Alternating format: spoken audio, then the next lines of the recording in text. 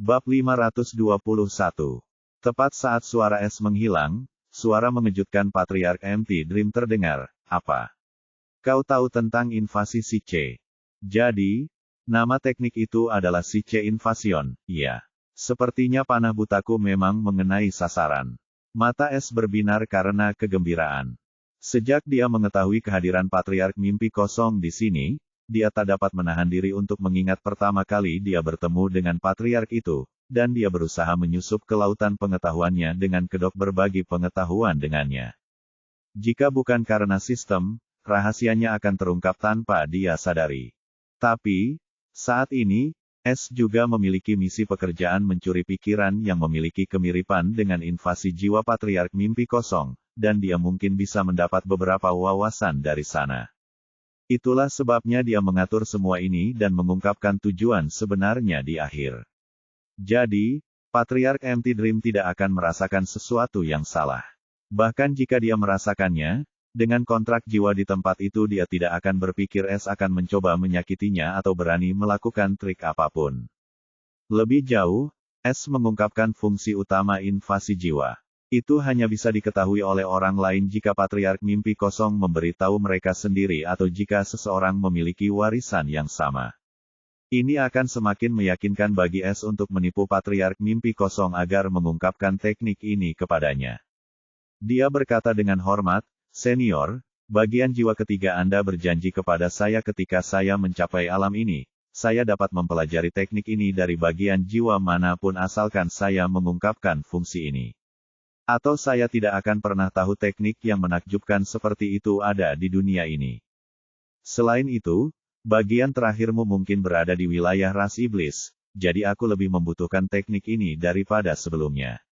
Ras iblis secara alami adalah ras yang ahli dalam hal jiwa.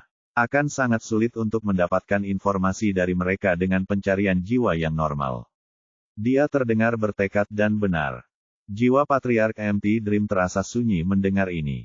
Tidak peduli apa yang dipikirkannya, tidak ada celah dalam deskripsi S.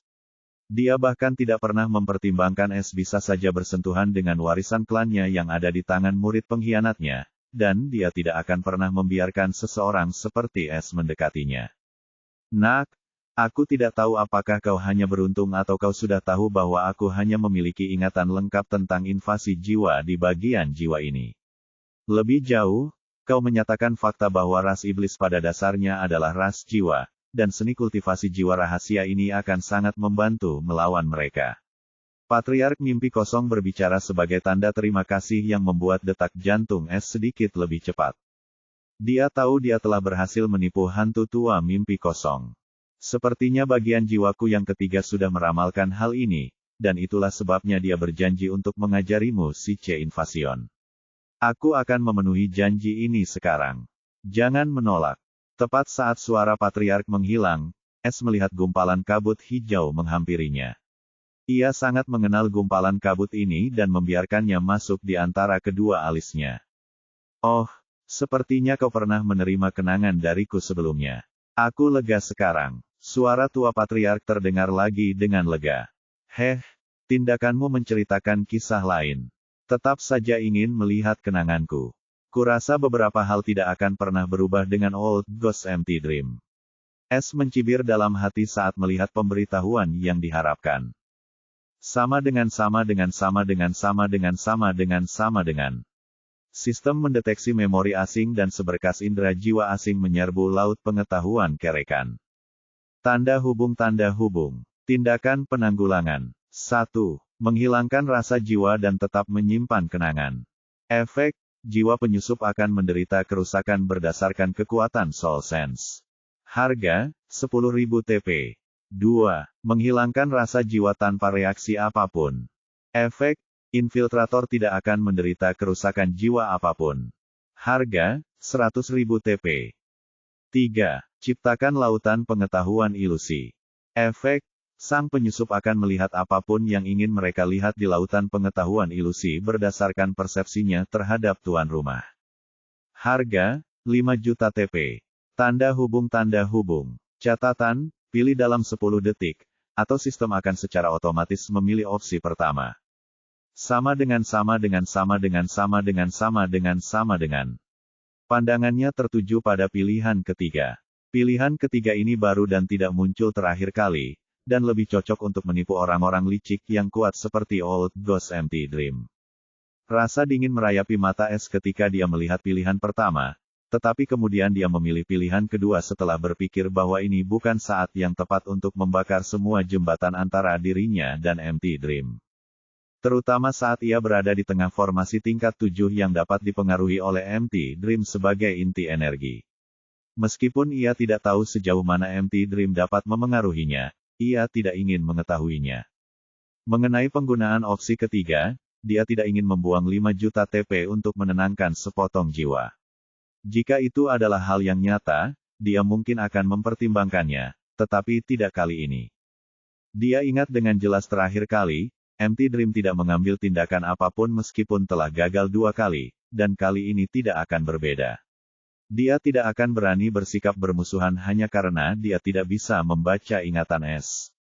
Mungkin ada berbagai alasan seperti dia baru saja sadar kembali dan tidak cukup kuat untuk menggunakan si C Invasion pada Es.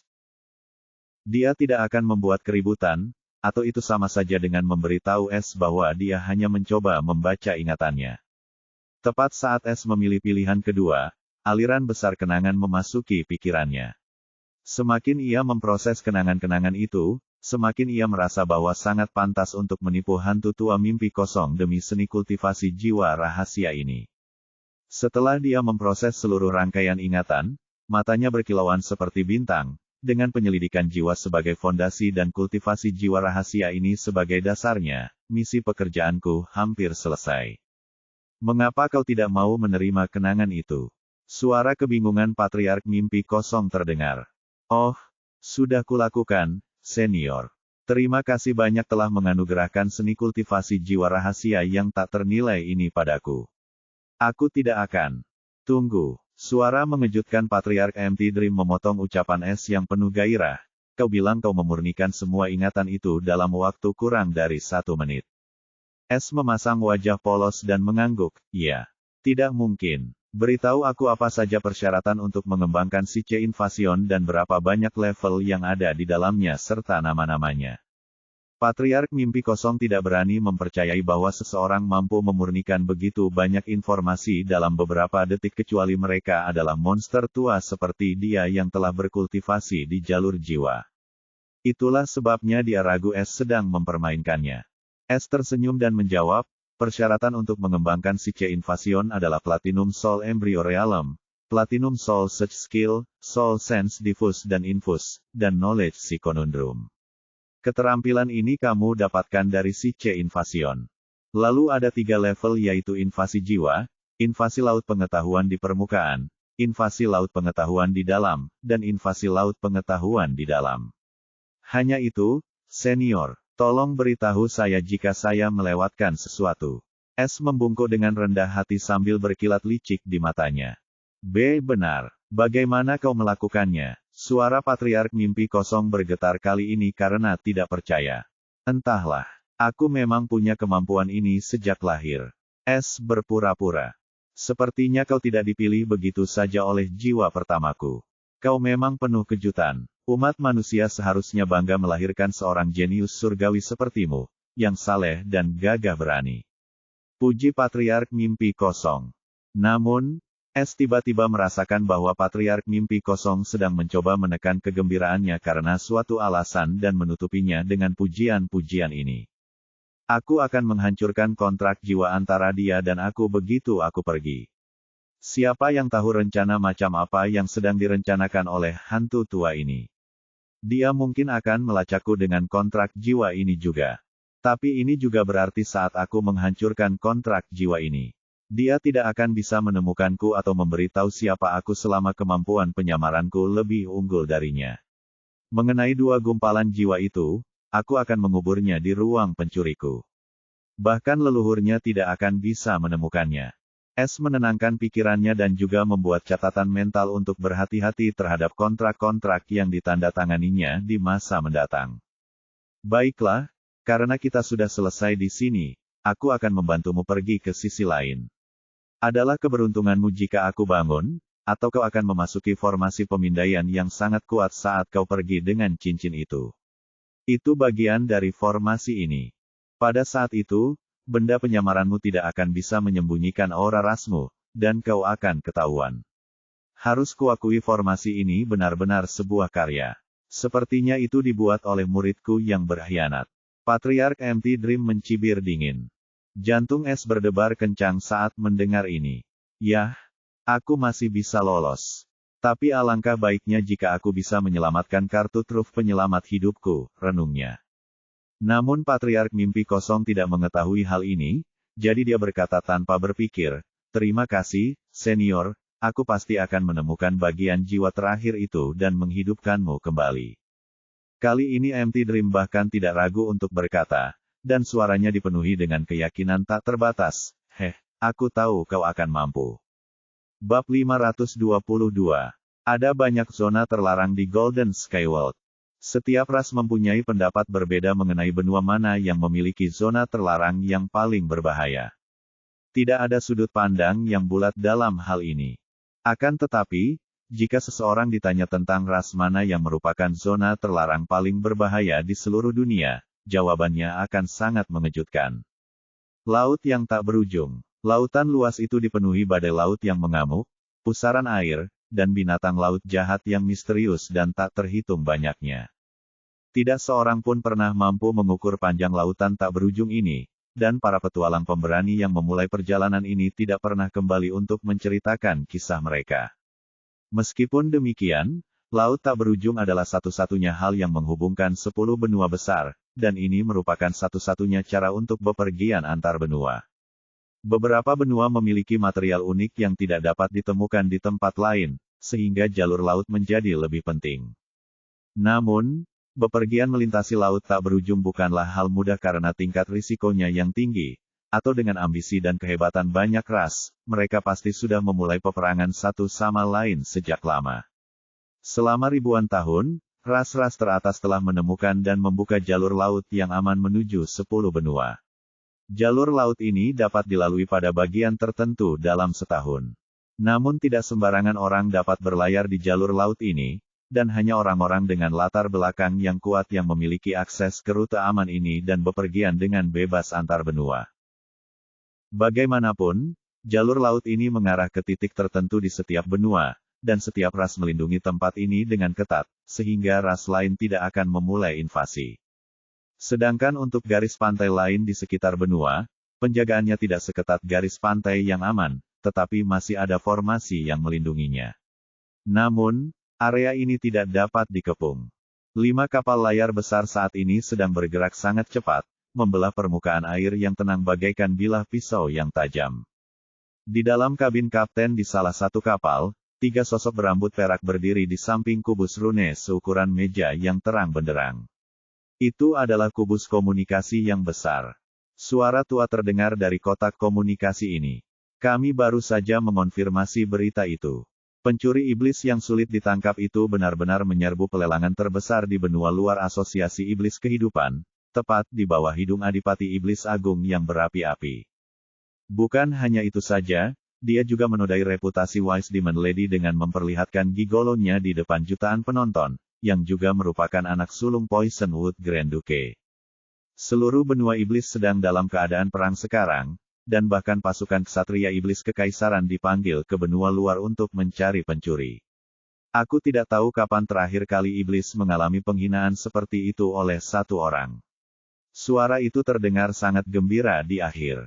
Dia jelas-jelas bersukacita atas kemalangan ras iblis. Seorang wanita cantik dengan sikap dingin juga berbicara dengan heran. Apakah ini pencuri yang sama yang telah dicari-cari oleh para iblis selama beberapa tahun terakhir? Ya, pencurinya sama. Meskipun mata-mata kita belum berhasil menembus zona kerajaan mereka, berita ini tidak bisa diredam sama sekali. Cakupannya terlalu besar. 4 keluarga lainnya mungkin juga sudah mendengar berita ini sekarang, begitu pula ras lainnya. Aku khawatir kali ini di pertemuan sekutu kuno dalam 5 tahun, ras iblis akan sangat menderita. Perekrutan pasukan meriam yang mereka lakukan juga terhenti karena kejadian ini, dan mereka mungkin tidak dapat mengumpulkan pasukan meriam berkualitas tinggi sebelum berkumpul. Merupakan kabar baik bagi kita untuk mengusir setan dari pinggir jalan dan memutuskan hubungan mereka dengan iblis. Suara tua itu berkata dengan sungguh-sungguh. Orang tua yang berdiri di tengah-tengah mereka berdua mencibir saat ini, kita bahkan mungkin tidak perlu melakukan apapun. Apakah menurutmu iblis tidak akan memanfaatkan situasi ini? Mereka pasti akan mendekati para iblis dan menuntut sesuatu yang berlebihan. Para iblis tidak akan tinggal diam setelah penghinaan ini.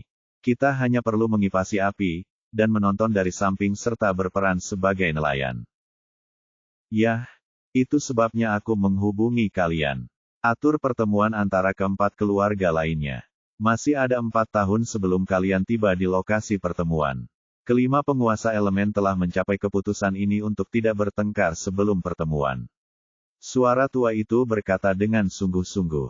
Saya akan segera mengaturnya, ucap lelaki tua itu sebagai tanda terima kasih.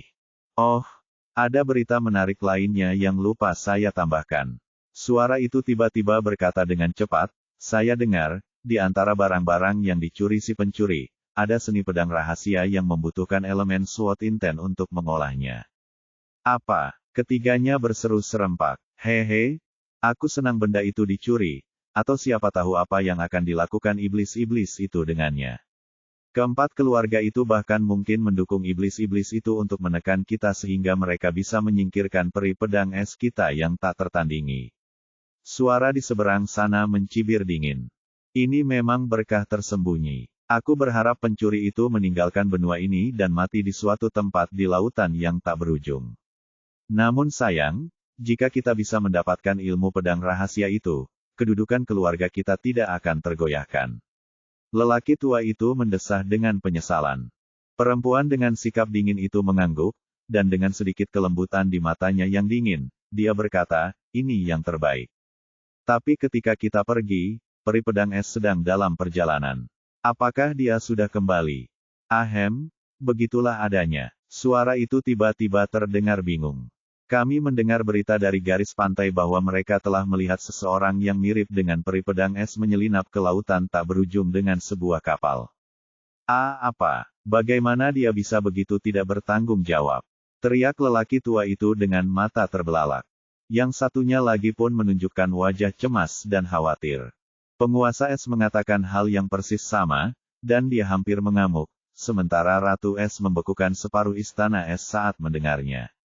Kalau saja kepala pelayan tua tidak memberitahu mereka bahwa dia tahu kemana Ratu Es pergi dan menjamin akan membawanya kembali, mereka berdua mungkin sudah meninggalkan domain Es untuk mencarinya. Orang di ujung sana terdengar kelelahan. Ketiga orang di ruangan itu tidak dapat menahan senyum kecut ketika mendengar hal ini. Sepertinya kau punya banyak hal yang harus dilakukan, Pak Tua pertama. Aku senang aku pulang lebih awal. Lelaki tua itu terkekeh. Lain kali kau akan tinggal di sini dan mengurus 2 orang dewasa yang kekanak-kanakan itu. Si tua menggerutu. Lelaki setengah baya yang pendiam dan berwajah dingin itu tiba-tiba berkata, jadi, kemana sebenarnya dia pergi? Pelayan tua itu mengungkapkan bahwa dia memiliki keterikatan yang mendalam sejak masa kecilnya ketika dia sendirian dan tinggal bersamanya. Jadi, tempat yang kemungkinan besar dia tuju adalah benua angin biru. Tanda hubung tanda hubung tanda hubung. Di bagian lain dari lautan tak berujung. Sosok Anggun bercadar tengah duduk dengan tenang di samping jendela, sembari linglung menatap ke arah laut biru dengan kedua matanya yang berwarna perak muda dan penuh semangat. Dia bergumam dengan suaranya yang merdu sementara matanya berbinar penuh kelembutan, kita akan segera bersatu, Es. Tanda hubung tanda hubung tanda hubung. Tepat pada saat ini, seorang lelaki kurus kering sedang duduk bersila di atas perahu layar kecil yang dikelilingi kabut ungu, sementara perahu itu hanyut ke arah tertentu oleh kabut ungu yang misterius itu. Tiba-tiba, mata lelaki kurus itu terbuka lebar, dipenuhi rasa tidak percaya dan gentar. Apakah kamu juga merasakannya? Tanyanya serak. Suara tua lain terdengar di kepalanya yang dipenuhi ketidakpastian. Kita sudah menyatu, jadi tentu saja, aku merasakannya. Kontrak jiwa telah dihancurkan, yang berarti bocah itu mati atau dia menyingkirkannya. Seberapa besar kemungkinan terjadinya skenario kedua? Tanya lelaki kurus itu dengan tajam. Jika berbicara tentang kemampuan bocah itu untuk meninggalkan benua Asurewin dan melarikan diri sejauh itu dalam rentang waktu 3-4 tahun, maka menurutku peluang dia untuk memutuskan kontrak jiwa adalah 90%. Tetapi kita tidak bisa yakin jika menyangkut lautan yang tak berujung. Tempat ini memang selalu unik. Bahkan para pendahulu takut pada lautan ini. Tetapi jika dia terbunuh di lautan yang tak berujung, maka mustahil untuk mendapatkan kembali gumpalan jiwa itu, dan tampaknya, kita tidak akan bisa mendapatkan kembali kekuatan penuh kita. Suara itu terdengar muram. Siapa yang menyuruhmu menyerahkan gumpalan jiwa kepada seorang anak yang hanya memiliki kontrak jiwa? Pria kurus itu menggerutu tidak senang. Dia sangat marah. Suara di kepalanya membalas, "Yah, aku tidak seberuntung dirimu karena telah mengambil alih formasi itu dan membuat tubuh jiwa untuk melarikan diri darinya. Kenangan itu bersamamu. Jadi, aku akan mengambil kesempatan apapun yang kita miliki untuk bangkit kembali. Lagi pula, aku tidak memilih anak itu hanya karena keinginan sesaat atau karena putus asa. Seperti yang kukatakan sebelumnya, dia mungkin pemilik fisik jiwa berlimpah yang legendaris, sama seperti leluhurnya, Humane Sage." Bab 523. Nun jauh di sana, sebuah menara hitam, begitu besarnya hingga menembus awan. Di dalam menara raksasa ini, dua di antaranya dimulai dengan sayap kelelawar hitam terlipat, berlutut di depan kolam air gelap yang diselimuti kabut. Suara iblis terdengar di tengah kabut. Seorang pencuri biasa mendatangkan malapetaka di antara iblis, ya. Hahaha, aku tidak pernah mendengar berita seperti itu dalam 3 dekade. Suara tawa yang menggelikan dari suara iblis itu bergema dalam ruang yang remang-remang. Namun, tawa itu tiba-tiba berhenti. Apakah kau menyelidiki pencuri ini dan kemiripan antara dia dan pencuri iblis bayangan?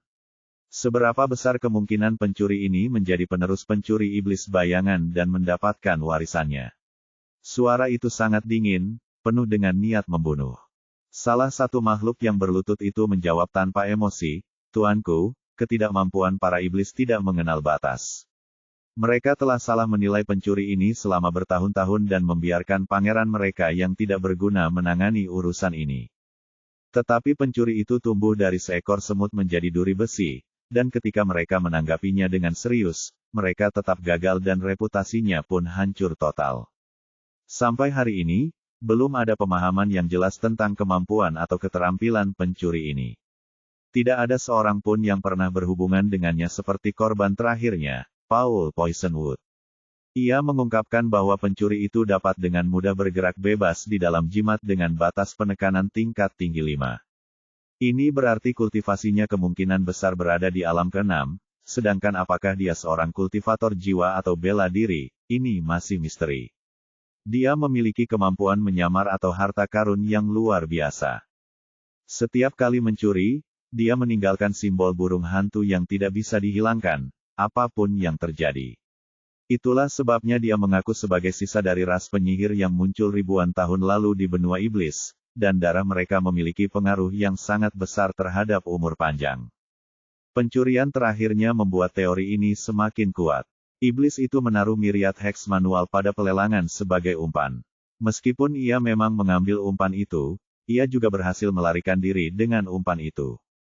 Adapun apakah dia mewarisi pengkhianat ras kita, masih belum jelas. Kita tidak tahu apakah dia pernah memasuki benua iblis atau tidak. Namun, jika dia berasal dari ras iblis atau ras penyihir, ini sama sekali mengesampingkan kemungkinan bahwa dia adalah halfling yang hilang itu. Yang sama sekali tidak menutup kemungkinan masalah ini akan terbongkar dan orang lain mengetahuinya. Aku sudah memperingatkan mereka yang tahu tentang pencuri setan bayangan untuk tutup mulut. Suara iblis terdengar. Ini tidak cukup. Suruh mereka menandatangani kontrak jiwa tingkat tinggi juga. Pencuri iblis bayangan adalah aib terbesar bagi ras kita, dan jika masalah ini sampai ke ras lain, kita akan berubah menjadi bahan tertawaan dunia ini seperti iblis. Saya akan segera mengurusnya. Makhluk itu menjawab tanpa emosi. Setelah kau menyelesaikan masalah ini, kirim 2 utusan ke benua iblis dan suruh mereka membantu para iblis. Tapi kita akan mengambil pencuri itu. Harga ini tidak bisa dinegosiasikan. Jika mereka bertindak keras kepala, katakan kepada mereka bahwa kita akan bekerja sama dengan para pemburu untuk pertemuan berikutnya. Itu harus dilakukan. Para bajingan itu menjadi semakin ambisius. Itu akan memberi mereka pelajaran juga. Suara itu dengan dingin memerintahkan, kalian diberhentikan. Hanya ganggu aku jika kalian menangkap pencuri itu atau jika kalian tidak bisa. Tanda hubung tanda hubung tanda hubung. Di atas gunung berkabut, ada istana megah yang dikelilingi awan tebal. Di dalam aula yang luas, banyak manusia sedang duduk di depan seorang pria berwajah berwibawa dalam jubah tau putih. Semua orang mendengarkannya dengan ekspresi serius. Jadi, inilah yang terjadi di benua iblis. Tampaknya iblis mulai melemah, dan jika kita menyatukan semua kekuatan sekte, kita mungkin akan bergabung dengan pertemuan sekutu kuno kali ini. Matanya yang tajam dipenuhi dengan ambisi saat dia mengucapkan kata-kata itu.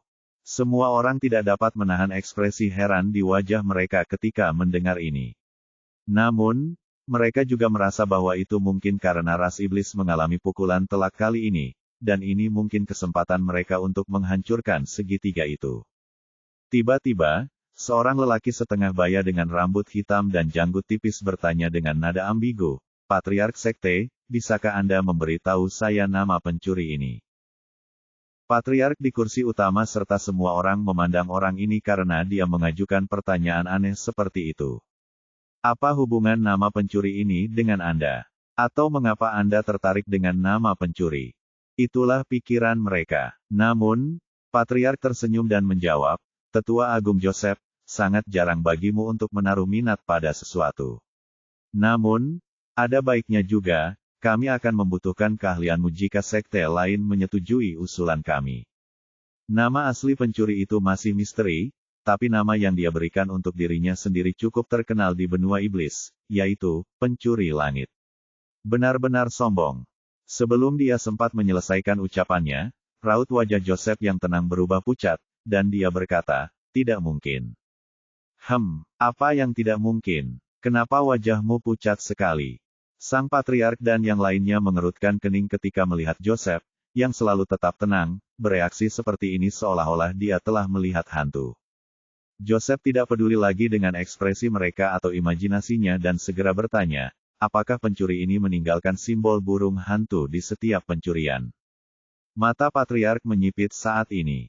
Dia jelas mengabaikan detail-detail kecil ini, karena dia merasa itu tidak relevan.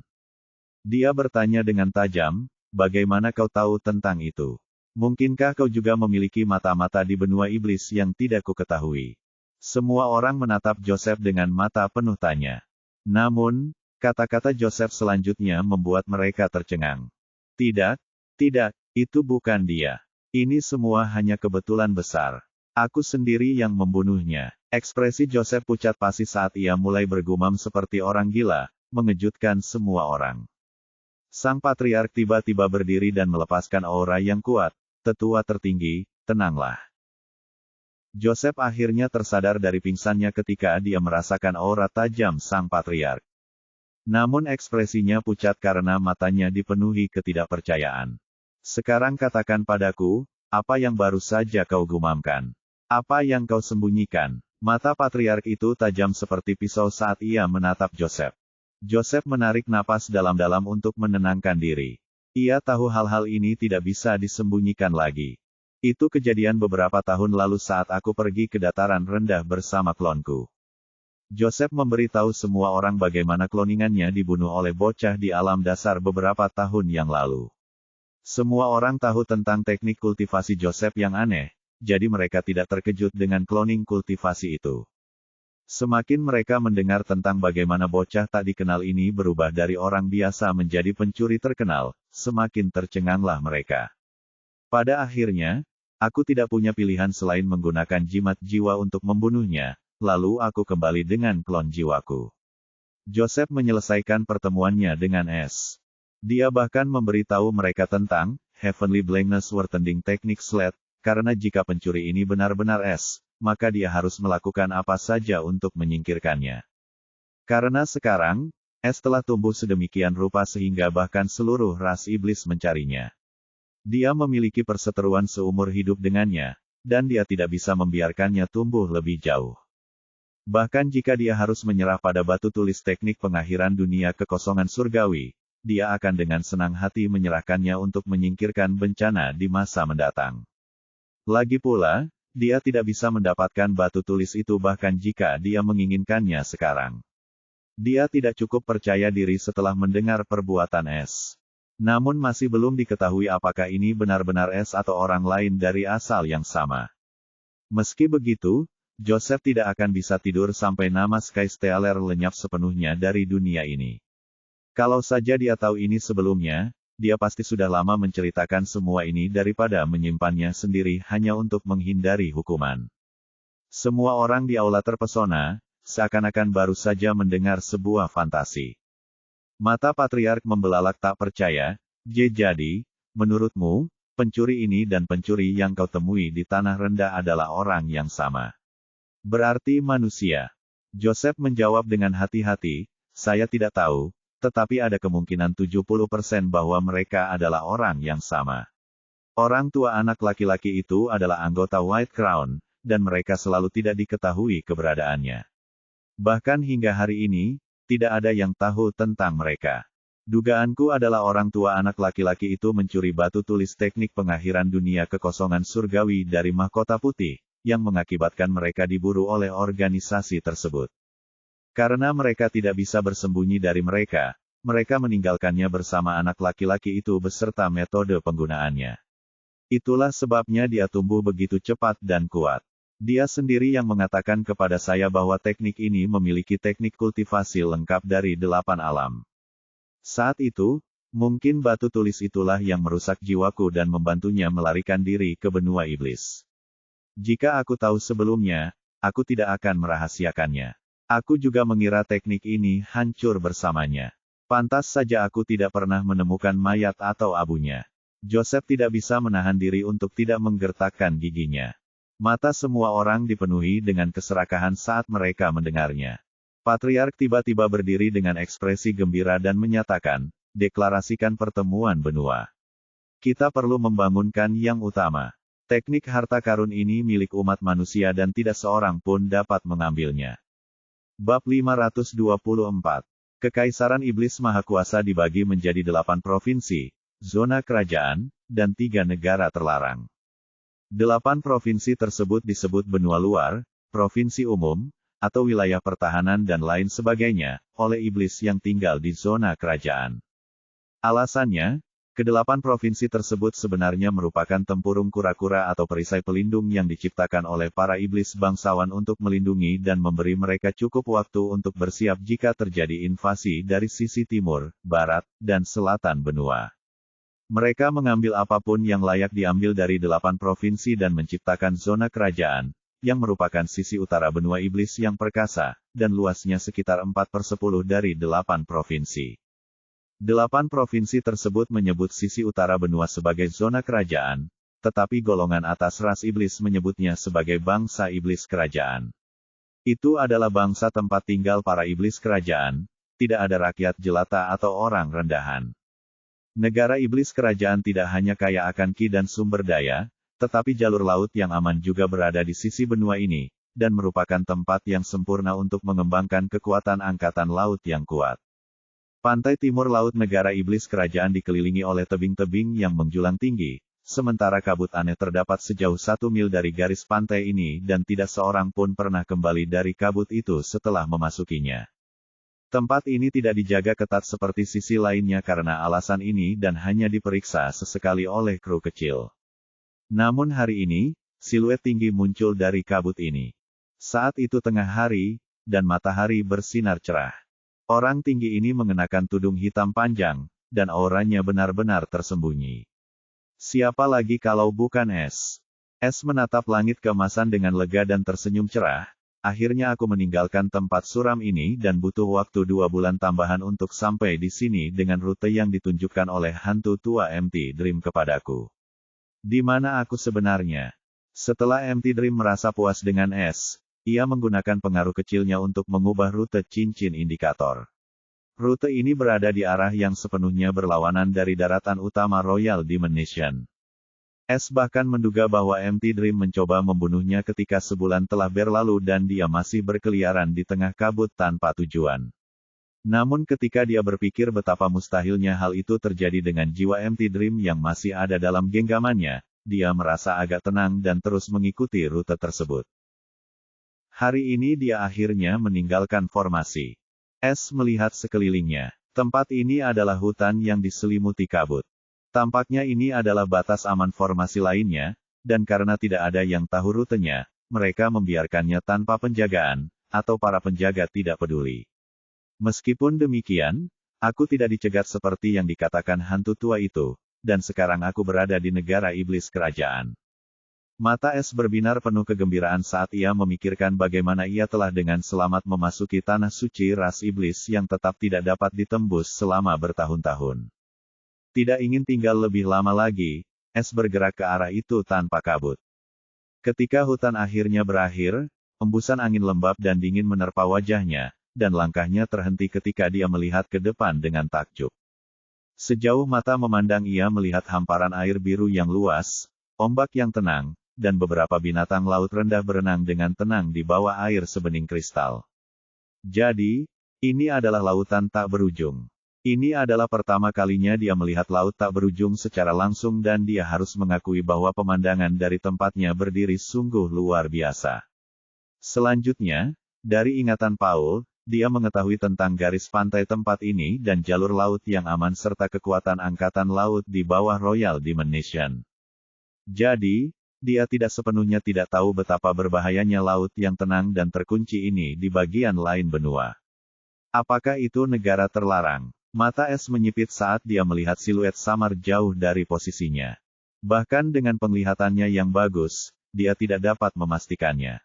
Menurut ingatan Paul, 3 negara terlarang yang misterius itu sebenarnya adalah 3 pulau besar yang dekat dengan negara iblis kerajaan. Ketiga pulau ini kaya akan sumber daya dan binatang langka. Namun, bukan itu yang menyebabkan tempat-tempat ini disebut 3 negara terlarang.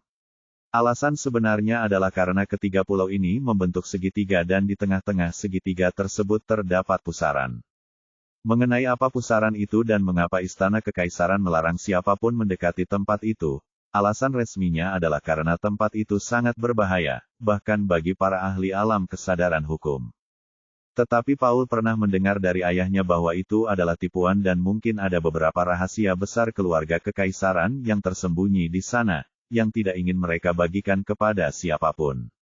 Meskipun demikian, masih ada beberapa kebenaran dalam masalah ini karena seorang Grand Demon Duke mencoba menyelinap masuk tetapi tidak pernah kembali, yang mengakibatkan seluruh keluarganya dimusnahkan. Sejak saat itu, tidak ada seorang pun yang berani mendekati pusaran itu, tidak peduli betapa penasarannya mereka. 3 negara terlarang dapat diakses oleh anggota junior dari negara iblis kerajaan, dan diperlakukan sebagai tempat pelatihan. Namun, tidak ada seorang pun di atas alam inti sungai yang diizinkan. Apakah India negara paling berbahaya bagi wanita? Wawasan CNA. Itulah sebabnya S penasaran saat melihat bayangan samar itu. Meskipun itu adalah negara terlarang, dia mengalihkan pandangannya, karena itu tidak berarti apa-apa. Dia tidak bisa berenang di sana dengan semua binatang laut iblis itu. Dia membutuhkan kapal yang tidak dimilikinya dan dia juga tidak tertarik untuk pergi ke sana. Misinya lebih penting, dan dia masih harus mengkhawatirkan bola unsur itu, jadi dia belum punya waktu untuk jalan-jalan. Setelah puas menikmati pemandangan lautan tak berujung itu, tatapan mata S berubah tajam saat dia dengan dingin memerintahkan, sistem, hancurkan kontrak jiwa dan kontrak lain yang didukung oleh kesadaran palsu. Tepat pada saat berikutnya, kesadaran palsu dalam jiwa sejatinya dan ruang perkawinannya berubah menjadi gumpalan asap dan lenyap seolah-olah tidak terjadi apa-apa. Bibir S melengkung. Hanya bagian jiwa pertama yang menyadari hal ini, dan dia akan mengira aku sudah mati atau menghancurkannya dengan sengaja. Yah, bahkan jika itu terjadi, apa yang bisa dia lakukan? Dia mendengus dingin, bahkan jika dia berhasil melarikan diri, dia tidak akan pernah menyangka aku begitu jauh dari benua angin biru, dan dia tidak akan bisa menemukanku sebelum ditemukan oleh para iblis atau muridnya. Mungkin aku akan mengunjunginya begitu aku mencapai alam kesadaran hukum dan memberinya kejutan yang besar. Dia menyeringai nakal. Aku hanya punya waktu sekitar setahun lagi untuk misi pekerjaan ini. Jadi, aku harus mempelajari invasi Siche terlebih dahulu. Aku harus mengakui bahwa tanpa pengetahuan tentang invasi Siche, aku mungkin masih belum menemukan bagian-bagian penting dari teka-teki ini. Ekspresi S berubah serius. S tidak terburu-buru menyelesaikan misi rantai terakhir karena masih ada banyak waktu tersisa. Di sisi lain, misi pekerjaan sudah hampir berakhir, dan dia tidak ingin gagal saat dia sudah hampir menyelesaikan persyaratan. Terakhir, pengasingan ini bukan hanya tentang misi pekerjaan. Dia masih memiliki pecahan hukum, keterampilan pencuri rahasia baru, dan pil wawasan untuk diserap, dan begitu dia selesai menggunakannya, dia akan menjadi lebih kuat dari sebelumnya. Misi berantai akan berjalan lebih lancar. Jadi, dia berencana menggunakan waktu 1 tahun untuk menyerap semuanya dan kemudian menuju ke Royal Dimension. Setelah selesai memutuskan, S membuat ruang bawah tanah di dekat tebing. Karena area ini tandus, tidak ada yang akan mengganggunya. Setelah menyembunyikan pintu masuk dan menempatkan formasi kuat di sekitar ruang bawah tanah, dia akhirnya rileks dan mulai mempelajari invasi jiwa dengan sepenuh hati. Begitu saja, seminggu berlalu, dan S tengah asyik memahami struktur rumit dari invasi permukaan laut pengetahuan ketika sebuah pemberitahuan tak terduga mengejutkannya. Selamat tuan rumah, gelar pencuri Anda terkenal dan terkenal telah mencapai tahap menengah. Tanda hubung. Judul pencuri, terkenal dan terkenal tahap menengah. Terkenal sangat terkenal tahap menengah, terkenal di antara lebih dari 1 miliar bentuk kehidupan. Efek gelar, semua orang takut dengan nama Anda, nama pencuri, dan perbuatan Anda bergema seperti guntur di setiap sudut negeri ini. Nama asli Anda, nama pencuri akan menimbulkan 7% ketakutan di hati orang lain selama mereka mengetahui nama pencuri, dan perbuatan Anda. Tanda hubung. Catatan, gelar ini tidak efektif terhadap anggota DPR dan makhluk hidup yang tidak bermusuhan. Sama dengan. Apa-apaan ini? S tercengang saat melihat gelarnya tiba-tiba naik tanpa dia melakukan apapun. Namun itu belum berakhir, masih ada pemberitahuan lain yang berdering. Sama dengan. Selamat host, Anda telah membuka gelar pencuri, pembohong dingin awal. Tanda hubung. Judul pencuri, pembohong dingin inisial. Pembohong dingin awal membuat 10 juta makhluk, hanya para penggarap, sepenuh hati mempercayai kebohonganmu. Efek judul, ada 5% lebih banyak kemungkinan bahwa orang akan percaya sepenuhnya pada kebohongan Anda. Sama dengan. Apa sih yang telah kulakukan? S tak bisa berkata apa-apa. Bab 525. Dua setan tinggi berpakaian baju besi hitam menunggangi dua binatang seperti kuda dengan tanduk gelap. Mereka perlahan bergerak beberapa meter dari tepi tebing. Mereka berdua memegang dua platformasi yang terang benderang dengan proyeksi putih kecil. Setiap tahun kami akan dikirim ke sini untuk memeriksa tempat ini seperti seseorang yang berani datang ke sini dengan semua binatang laut iblis dan formasi pelindung di sekitar tepinya. Salah satu iblis berbaju besi menggerutu saat dia dengan malas melihat proyeksi area tersebut. Inilah takdir, kawanku. Jika kita punya lebih banyak bakat, kita tidak akan ditelantarkan oleh suku kita dan dikirim ke pasukan untuk menjadi prajurit meriam tingkat tinggi. Iblis lainnya meratap dengan senyum sedih, ya, setidaknya kita tidak ditugaskan ke divisi perburuan laut. Jumlah korban tewas di tempat itu sangat tinggi. Sedikit ketakutan muncul di mata iblis lainnya ketika dia mendengar, divisi perburuan laut, dan mengangguk dengan sungguh-sungguh. Baiklah, kamu periksa perimeter di sini, sementara aku memeriksa hutan terlarang. Baiklah. Yang satu lagi mengangguk tanpa ekspresi dan terus bergerak di tepi tebing dengan tunggangannya sementara yang satu lagi menggerakkan kudanya menuju hutan yang berjarak 1 mil dari tebing. Saat iblis itu bergerak di samping tebing, ia turun dari tunggangannya saat melihat beberapa retakan di permukaan tebing dan bergerak dengan hati-hati di area itu. Ia telah melakukannya selama bertahun-tahun, jadi ia cukup ahli dalam tugas ini. Namun, ia mencapai titik tertentu, dan proyeksi pada formasi itu tiba-tiba mulai bergetar. Apakah ini rusak? Setan itu terkejut karena formasi ini tidak seharusnya bereaksi seperti ini. Formasi ini dibuat untuk memeriksa penghalang pelindung di sekitar area ini, yang berfungsi untuk mendeteksi penyerbu ras lain. Jika penghalang itu tidak berfungsi dengan baik, reaksinya akan sangat berbeda. Mungkin karena aku mengatur terlalu banyak formasi dan susunan di sekitar markasku. Sebuah suara merenung terdengar di telinga iblis itu, membuatnya terkejut.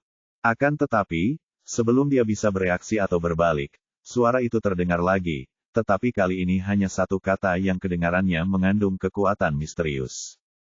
Berhenti. Setan itu merasa seperti kegelapan aneh menyelimuti matanya, dan dia lupa tentang apapun dan segalanya.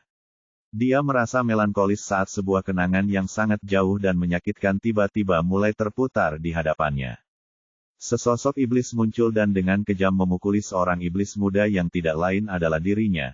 Kau, orang tidak berguna, seharusnya aku membunuhmu saat kau lahir. Lalu sesosok iblis wanita muncul dan berkata dengan nada mengancam, aku bukan ibu sampah. Itulah saat-saat yang paling gelap dalam hidupnya, ketika dia merasa putus asa, dan dia menguburnya jauh di dalam hatinya dan tidak ingin mengingatnya. Tiba-tiba, pemandangan di depannya hancur saat laut yang jernih muncul di hadapannya. Matanya berkaca-kaca dan dipenuhi rasa kehilangan dan kebingungan.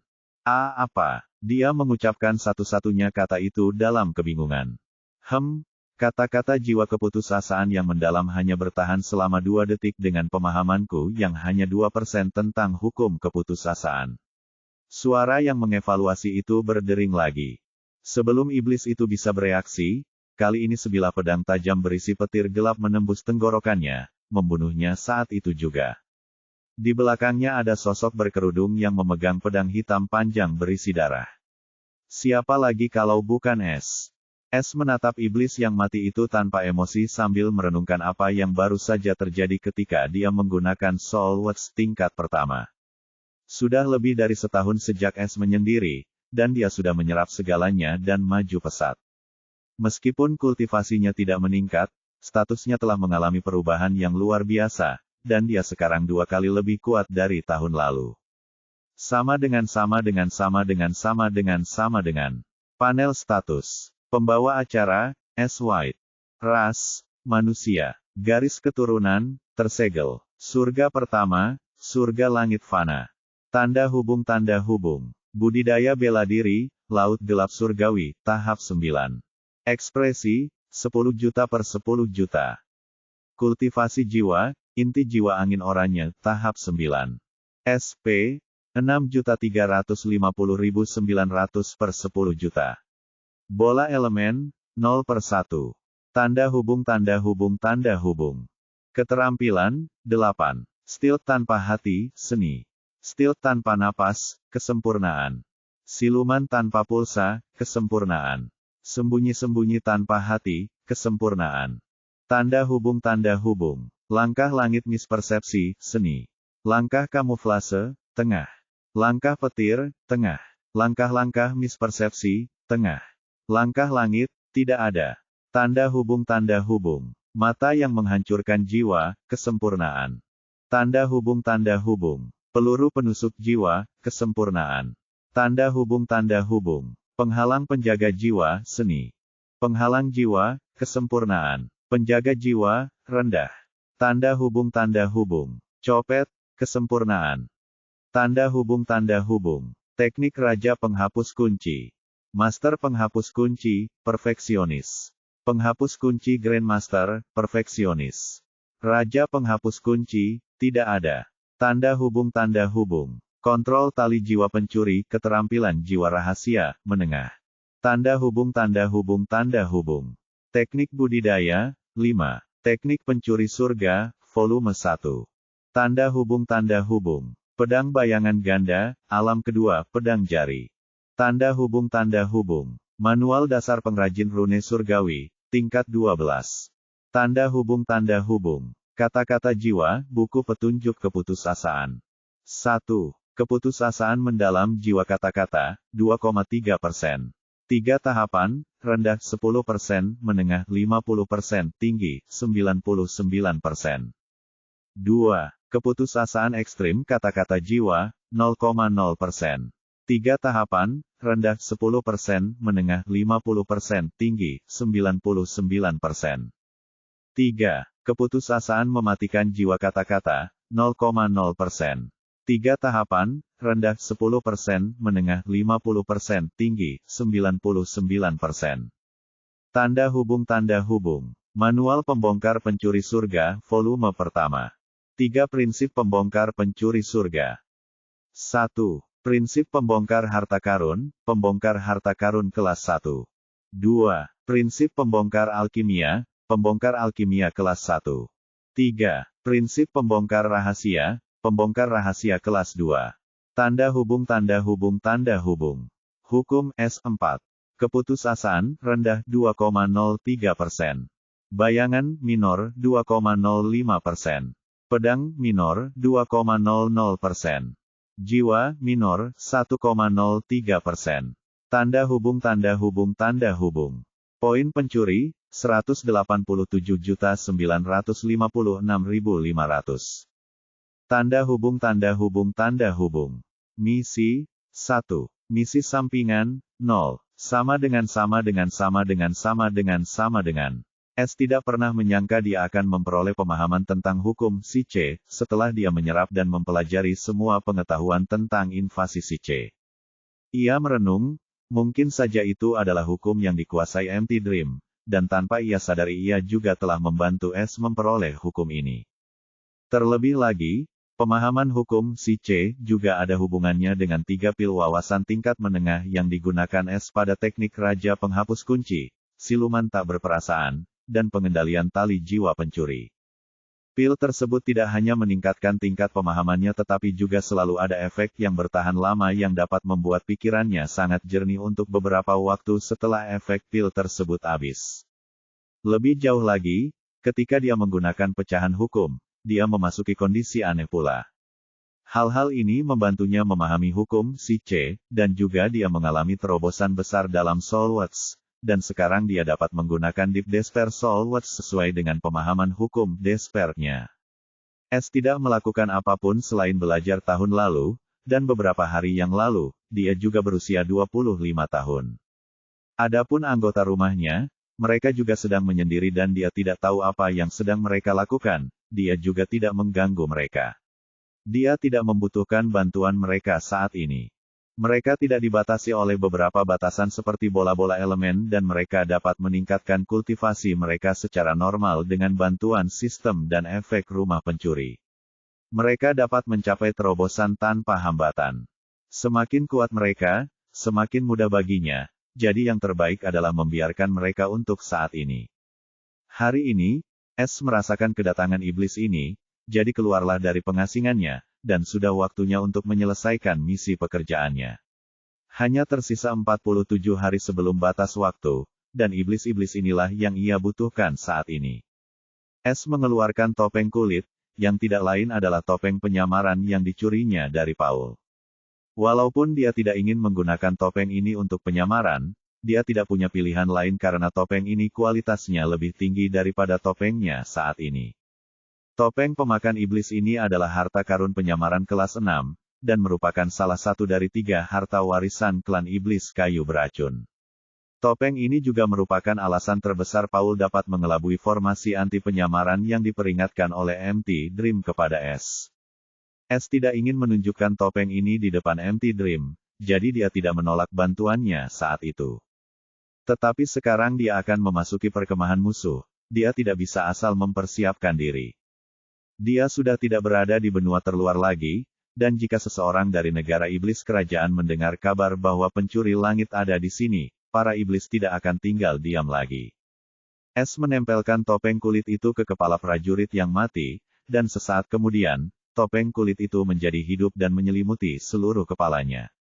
10 detik kemudian, topeng itu menyusut dan kembali normal, tetapi seluruh kulit di wajah iblis itu telah hilang sepenuhnya seolah-olah seseorang telah mengupasnya. Es tidak terkejut dengan hal ini saat ia memilih topeng kulit. Ia sudah tahu bahwa topeng pemakan iblis ini cukup ganas, dan tidak seperti topengnya yang hanya membutuhkan pemindaian sederhana untuk menyalin penampilan seseorang. Topeng ini membutuhkan daging asli untuk menyerap wajah dan menggunakannya. Selain itu, topeng ini hanya dapat memiliki satu wajah dalam satu waktu, dan saat topeng ini melahap wajah lain, wajah sebelumnya akan lenyap. Es telah mencopet cincin penyimpanan prajurit ini, jadi setelah melepaskan baju besinya, yang ia butuhkan, ia menendang tubuhnya dari tebing ke laut dan mengenakan baju besinya. Dia lalu mengenakan topeng pemakan iblis dan mengaktifkannya. Bab 526. Setelah 1 jam, iblis yang pergi memeriksa hutan itu kembali dan melihat rekannya duduk dengan tenang di tepi tebing bersama tunggangannya, memandangi indahnya matahari terbenam di laut. Setan itu pun turun dari tunggangannya dan duduk di sampingnya. Ia berkomentar, setidaknya kita bisa melihat pemandangan yang luar biasa ini dalam perjalanan ini. Heh, kau benar soal itu. Ini, si setan, terkekeh dan melemparkan botol anggur yang tertutup ke arah setan yang duduk di sebelahnya. Setan itu menangkap botol kristal putih dan terkejut ketika ia melihat cairan biru bening di dalamnya.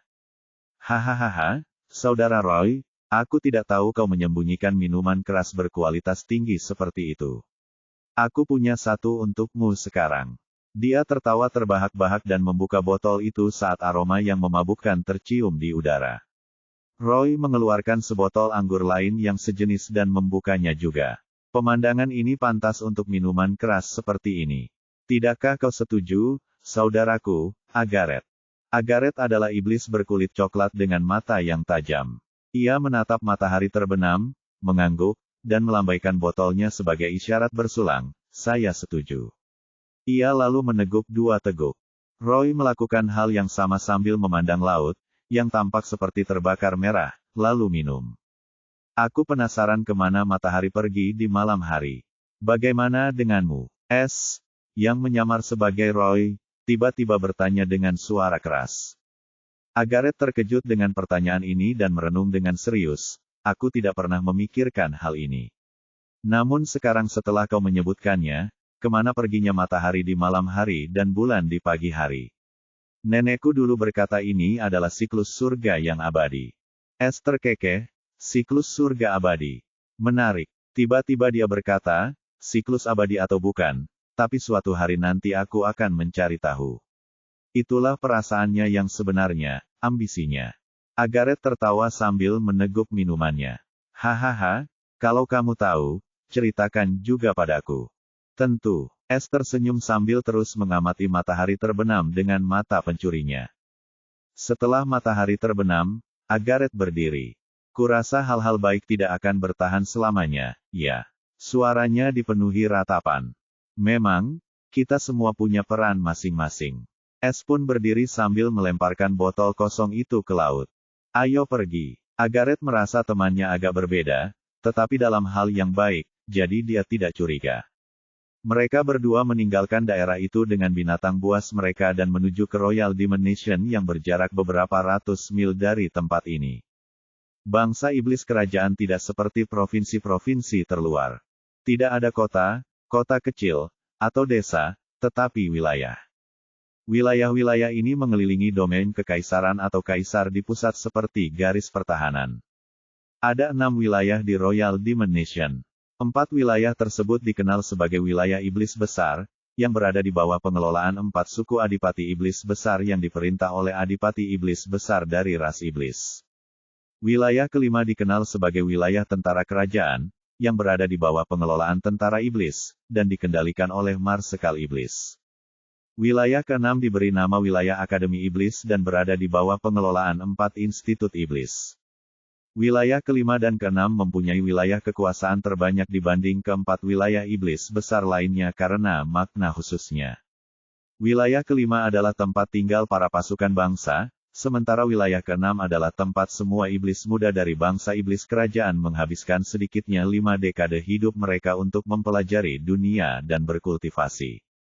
Kendati demikian, Keenam wilayah ini adalah tulang punggung sejati Kekaisaran Iblis Maha Kuasa dan masing-masing wilayah dikendalikan oleh pakar puncak alam kesadaran hukum.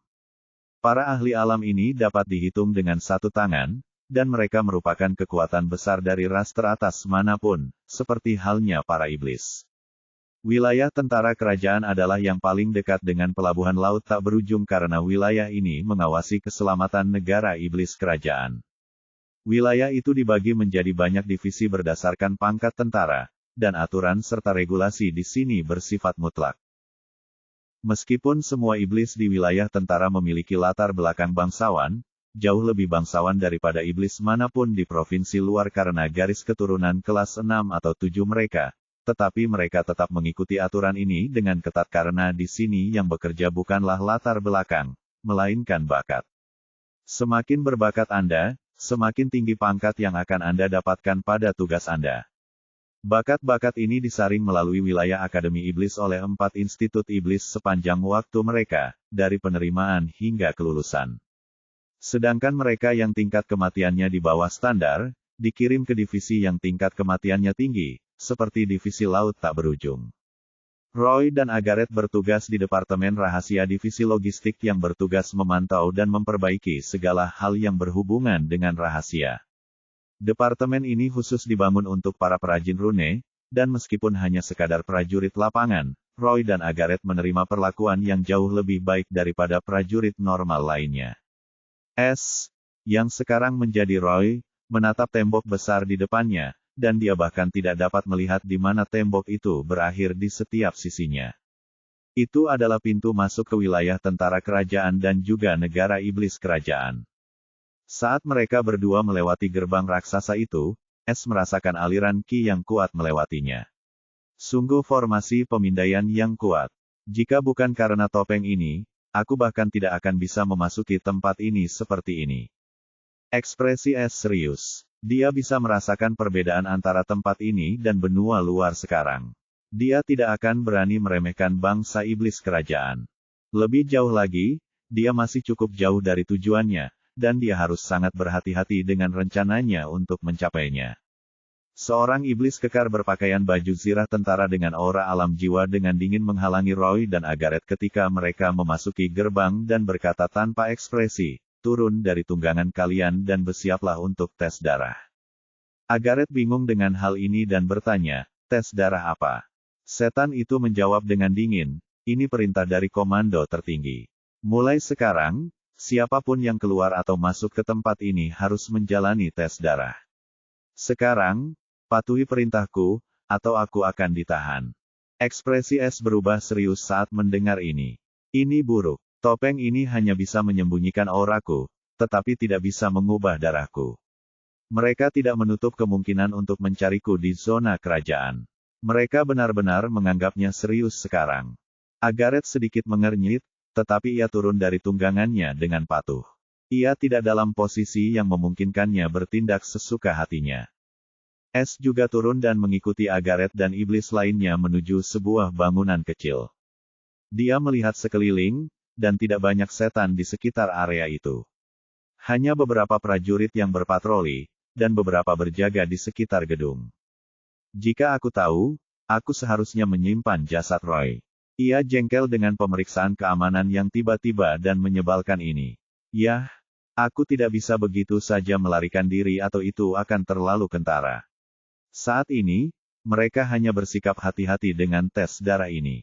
Namun begitu mereka tahu pasti bahwa aku ada di sini, mereka akan mengerahkan seluruh pasukan mereka ke tempat ini. Bisa merasakan beratnya situasi ini dan harus mengakui, menindas ras iblis bukanlah hal yang mudah. Itu sama saja dengan bermain dengan kumis harimau. Saat mereka memasuki gedung itu, mereka melihat sebuah kolam kecil berisi air sebening kristal, dan di dasar kolam ini terdapat simbol-simbol rune yang terukir dalam pola yang rumit. Melihat seorang iblis tua berbaju besi duduk bersila di depan kolam ini, dan dia bisa merasakan aura pembunuh yang dalam dari iblis tua ini. Berapa banyak orang yang telah dibunuhnya hingga memiliki aura pembunuh seperti itu? Pikir dengan muram. Setan tua itu tetap diam sementara matanya terpejam. Setan kekar yang membeli mereka ke sini membungkuk dan berkata, Kapten, saya membawa mereka untuk tes darah. Setan tua itu hanya menganggukkan kepalanya tanpa berkata apa-apa, matanya masih terpejam. Setelah menerima konfirmasi itu, iblis kekar itu menatap Agaret, yang berdiri tepat di belakangnya, dan berkata dengan dingin, pergi dan teteskan darahmu di atas kolam. Agaret patuh bergerak tanpa ragu-ragu. Dia sudah terkejut saat melihat sosok berpangkat kapten menjaga tempat ini. Itu artinya masalah ini cukup serius.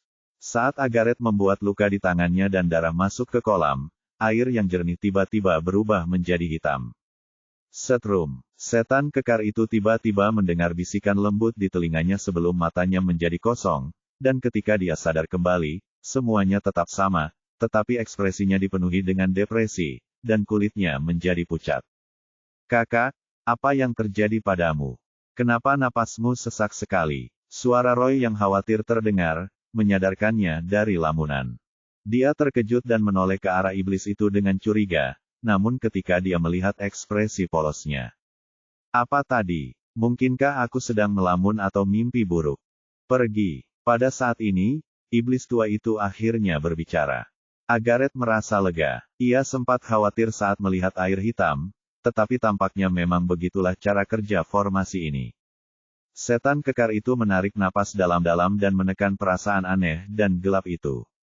Tidak apa-apa, pergilah. Sekarang giliranmu. Bibir es melengkung ke atas, lalu dia mengangguk, baiklah. Bab 527. Es dengan cepat bergerak tepat di mana Agaret berdiri. Dia mengeluarkan pisau dan memotong tangan kanannya.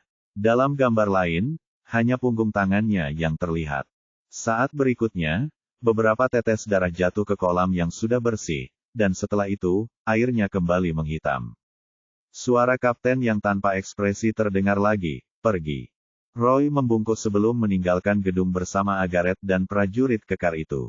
Kalian berdua boleh melapor ke bagian tugas sekarang. Penjaga kekar itu berkata dengan dingin sambil berbalik. Agaret tiba-tiba berkata, hei, ada beberapa noda merah di belakang lehermu. Di mana? Ia terkejut saat mengusap tengkuknya dengan tangannya, dan saat melihat noda merah di tangannya, ia mengerutkan kening dalam-dalam, darah. Tapi tidak ada luka, lalu tiba-tiba muncul bayangan masa lalu. Apa yang terjadi padaku hari ini? Dia tidak curiga apapun. Bibir es melengkung saat dia berjalan pergi bersama Agaret. Itu memang kata-kata es yang berguna. Dia menggunakan kata-kata jiwa untuk membuat prajurit itu pingsan selama 2 detik, lalu dia membuat luka kecil di lehernya dan menyimpan beberapa tetes darah di cincin penyimpanan kosong. Prajurit itu adalah seorang kultivator inti sungai emas, jadi luka semacam ini dapat sembuh dalam beberapa detik. Jadi, ketika ia sadar kembali, lukanya sudah sembuh, hanya tersisa beberapa noda saja. Bahkan sang kapten tidak menyadari apapun, dan mungkin dia sedang memperhatikan kolam itu. Saat tiba giliran es, ia hanya menggunakan cincin penyimpanannya untuk membuat seolah-olah ia telah memotong tangannya sendiri, darahnya adalah darahnya. Sekarang, dia bebas berkeliaran di Royal Dimension. Baiklah, Saudara Agaret, kau harus pergi dan melapor ke Departemen Tugas. Ini formasi pemindaian. Roy tiba-tiba berbicara.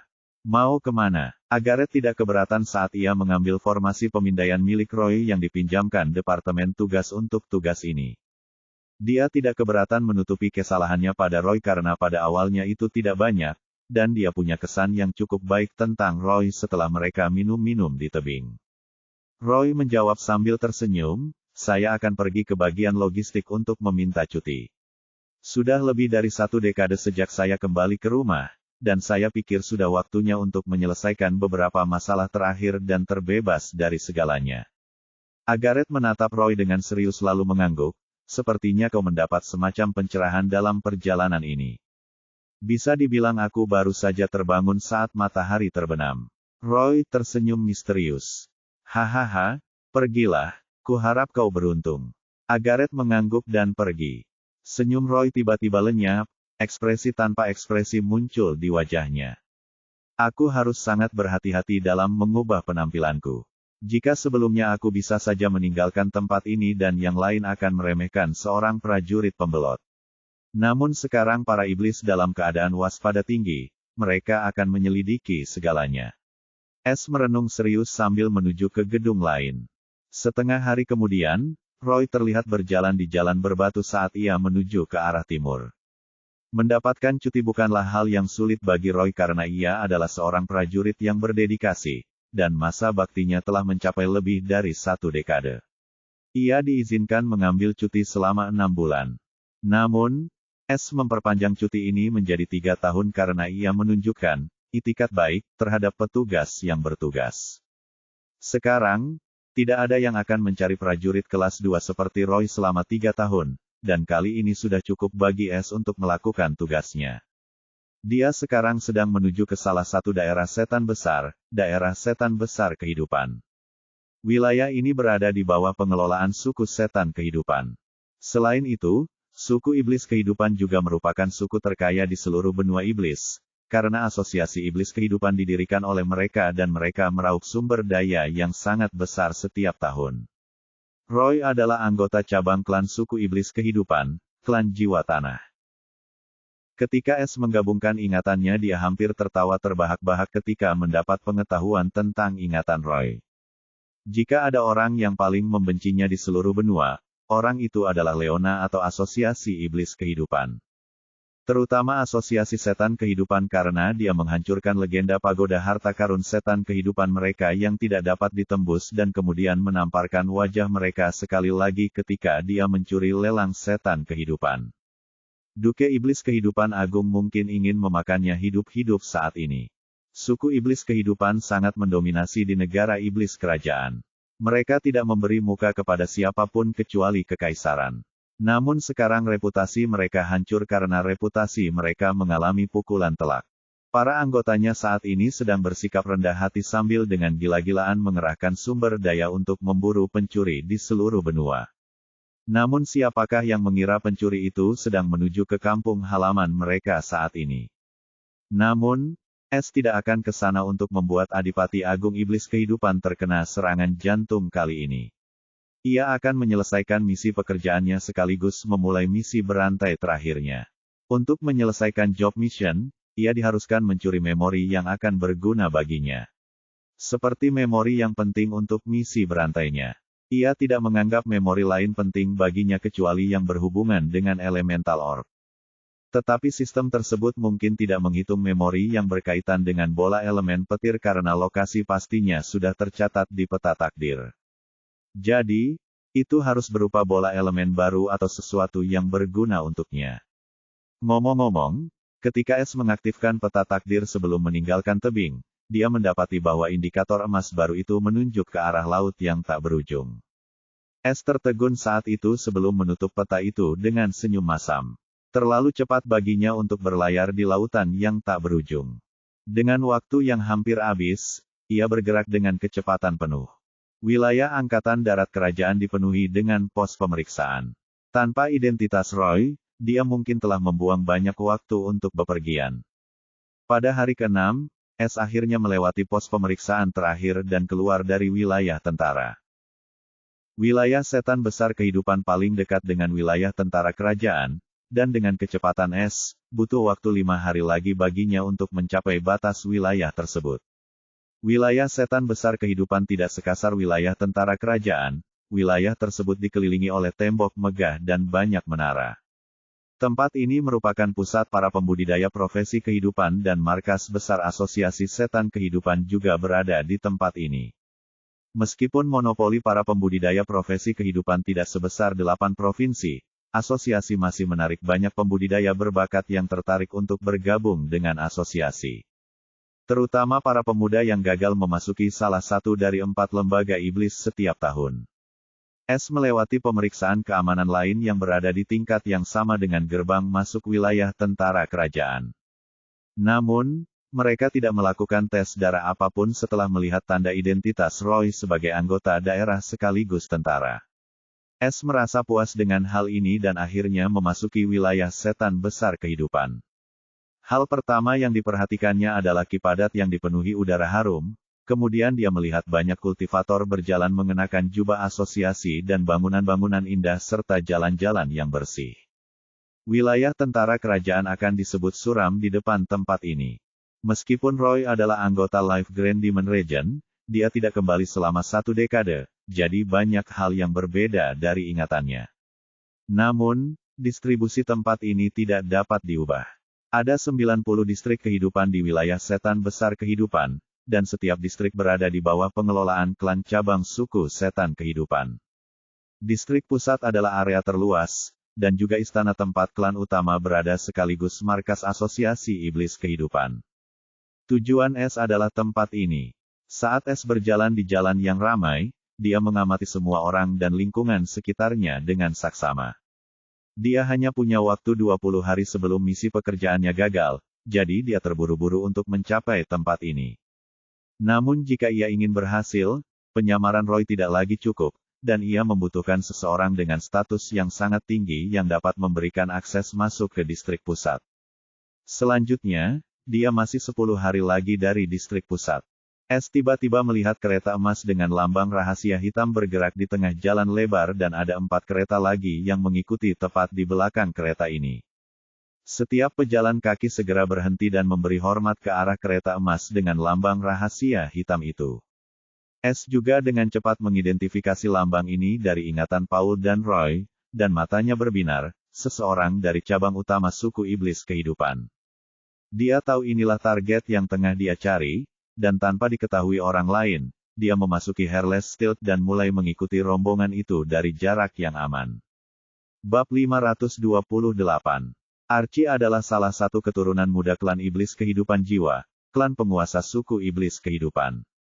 Meskipun dia bukan dari garis keturunan langsung Grand Demon Duke, melainkan dari garis keturunan adik laki-laki Grand Demon Duke. Namun, status ini saja sudah cukup untuk membuat semua orang menghormatinya dan mengangkat statusnya di atas banyak orang dan hanya merendahkan beberapa orang saja. Hal ini membuat Archie menjadi orang yang tidak peduli. Dengan sumber daya yang sangat besar yang dimilikinya serta dukungannya, ia tidak perlu khawatir. Ia hanya perlu menunjukkan bakatnya, dan ia akan mendapatkan apapun yang dimintanya. Archie memang berbakat secara alami, bahkan, dia cukup berbakat untuk bersaing dengan sepupunya dari garis keturunan Adipati Iblis Agung. Namun, dia terlalu malas dan tidak punya ambisi. Berkultivasi tidak menarik baginya, ia hanya berkultivasi demi umur panjang dan kemewahan. Terlebih lagi, dia adalah seorang yang suka berfoya-foya dan mengunjungi distrik merah hampir setiap hari, yang membuat reputasinya di antara teman-temannya jatuh ke titik terendah. Namun Archie sama sekali tidak peduli. Hari ini sama seperti hari-hari lainnya baginya bersama rombongan antek-anteknya saat ia menuju distrik merah dengan kereta mewah mereka. Atau seorang anggota suku setan kehidupan jarang muncul di depan umum. Namun, semua orang mengurus urusan mereka sendiri. Itu adalah wilayah suku setan kehidupan, jadi mereka dapat melakukan apapun yang mereka inginkan selama mereka tidak membuat marah siapapun di depan umum. Archie duduk di dalam keretanya dengan ekspresi bosan sambil menyesap anggur. Dia memiliki wajah yang tampan dan tajam dengan mata zamrud dan kulit hijau muda. Sepasang tanduknya yang tajam dan melengkung tertutupi oleh rambut zamrudnya yang panjang. Terlebih lagi, dia adalah seorang kultivator Golden Soul River Core yang berada di puncak dan hanya tinggal selangkah lagi untuk mencapai Diamond Soul River Core. Jika dia tidak malas dan tidak mau, dia pasti sudah mencapai terobosan sejak lama. Namun dia sengaja menahannya karena jika dia melakukannya, kebebasannya akan hilang karena aturan tertentu dari Royal Demon Nation. Itulah sebabnya orang tuanya membiarkannya bersenang-senang selagi bisa dan tidak khawatir dia akan menghancurkan hidupnya. Kalau dia tidak berbakat, maka ceritanya akan lain, tapi dia berbakat, dan dia tidak bisa lari dari takdirnya, tidak peduli seberapa sering dia menundanya. Sambil menuangkan segelas anggur lagi untuk dirinya, dia memandang keluar jendela dan melirik ke arah para setan yang membungkuk hormat, kilatan penghinaan melintas di matanya.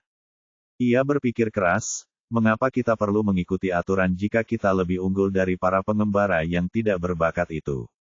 Kita seharusnya menjalani gaya hidup yang sesuai dengan gelar kita, tetapi di sini kita hidup dalam sangkar emas yang luas.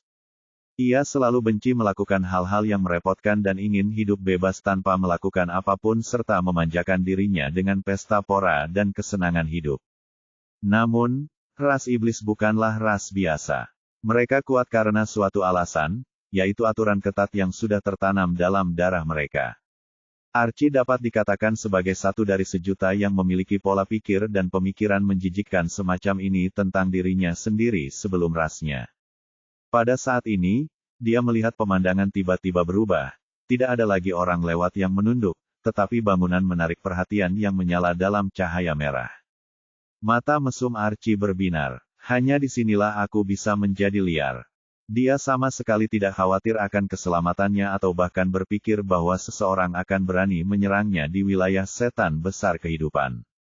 Akan tetapi, tepat pada saat itu, bang, pintu kereta perangnya tiba-tiba terbuka dengan keras. Kurang dari serong lebih besar dari Archie menjerit kaget, dan anggur tumpah ke pakaiannya. Kereta itu berhenti tiba-tiba ketika seorang penjaga berlari di depan pintu dan dengan cemas berkata, "Tuan muda, apakah Anda baik-baik saja?" Ekspresi terkejut Archie berubah menjadi marah saat dia bertanya dengan tajam, "Aku baik-baik saja. Apa yang terjadi?"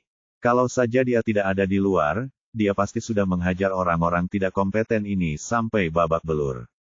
Penjaga itu menjawab dengan mengerikan, "Aku tidak tahu, tetapi sepertinya susunan kuncinya tidak berfungsi dengan baik tadi."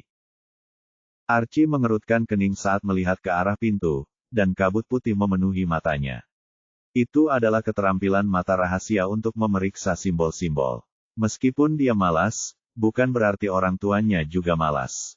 Dia adalah perajin rune kelas 3 menengah.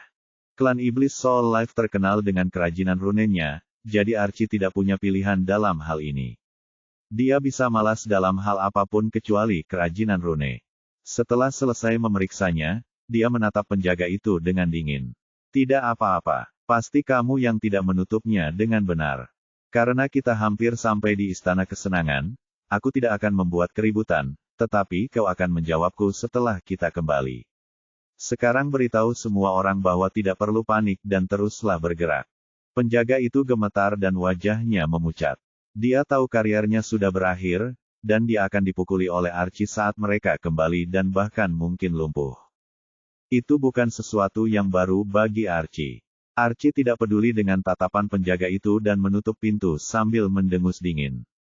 Akan tetapi, tepat pada saat berikutnya, kegelapan langsung menyelimuti Archie, dan dia bahkan tidak sempat bereaksi. Seluruh tubuhnya terasa seperti terpaku di tempatnya, karena kultivasinya ditekan sepenuhnya. "Itu serangan," pikirnya dengan ekspresi ngeri. Akhirnya ia mengerti bahwa gerbang itu tidak rusak, dan seseorang telah menargetkannya. "Apakah ini percobaan pembunuhan oleh sepupuku? Tapi aku tidak pernah menghalangi mereka. Tidak, mereka tidak punya alasan untuk membunuhku. Aku selalu bersikap rendah hati, tidak pernah menyinggung siapapun, dan mengurus urusanku sendiri."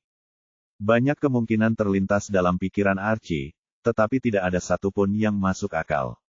Tidak perlu berjuang. Itu adalah jimat batas kelas 5, manik dimensi gelap. Tidak seorang pun akan dapat mendengar atau menemukannya kecuali mereka berada di alam manifestasi. Kita benar-benar terisolasi di ruang kereta ini. Sebuah suara sinis terdengar. "Seseorang menggunakan jimat pembatas hanya untuk membunuhku." Ekspresi Archie berubah pucat saat mendengar ini, tetapi bahkan kemampuan bicaranya ditekan sehingga dia tidak bisa bersuara. Dia bahkan tidak bisa melihat apapun dalam kegelapan ini. Dia tahu jimat batas juga disebut jimat kuno, dan metode pembuatannya telah lama hilang dalam arus sejarah. Metode pembuatan jimat batas sangat mendalam bahkan keluarganya, yang sangat ahli dan disebut sebagai keluarga rune teratas dari ras iblis, tidak memiliki cara untuk menguraikannya dengan lengkap. Mereka hanya memiliki segelintir jimat, dan setiap penggunaan jimat ini sangatlah berharga, terutama jimat batas tingkat 5. Sekarang, seseorang menggunakannya hanya untuk membunuhnya. Dia tidak pernah ingat pernah berseteru dengan siapapun. Jangan khawatir. Tidak ada yang menyewaku untuk membunuhmu." Suara itu mencibir saat melihat pikiran Archie. Pemilik suara ini jelas S yang mengikuti rombongan Archie sejak S menyadari lambang suku iblis kehidupan. Dia tidak pernah menyangka akan bertemu dengan keturunan langsung dari suku iblis kehidupan tanpa memasuki distrik pusat. Itu adalah rejeki nomplok bagi S. Jadi, dia mengikuti mereka, dan saat takdirnya dipetakan untuk melihat tingkat bahaya, dia tidak menemukan titik nasib hitam, yang berarti tidak ada karakter dengan tingkat bahaya fatal di rombongan ini. Setelah dia menggunakan indera jiwanya, yang sedikit lebih kuat karena hukum si C, dia hanya menemukan 2 penjaga alam jiwa dengan rombongan ini. Akhirnya, ia memutuskan untuk bergerak ketika mereka memasuki wilayah distrik merah.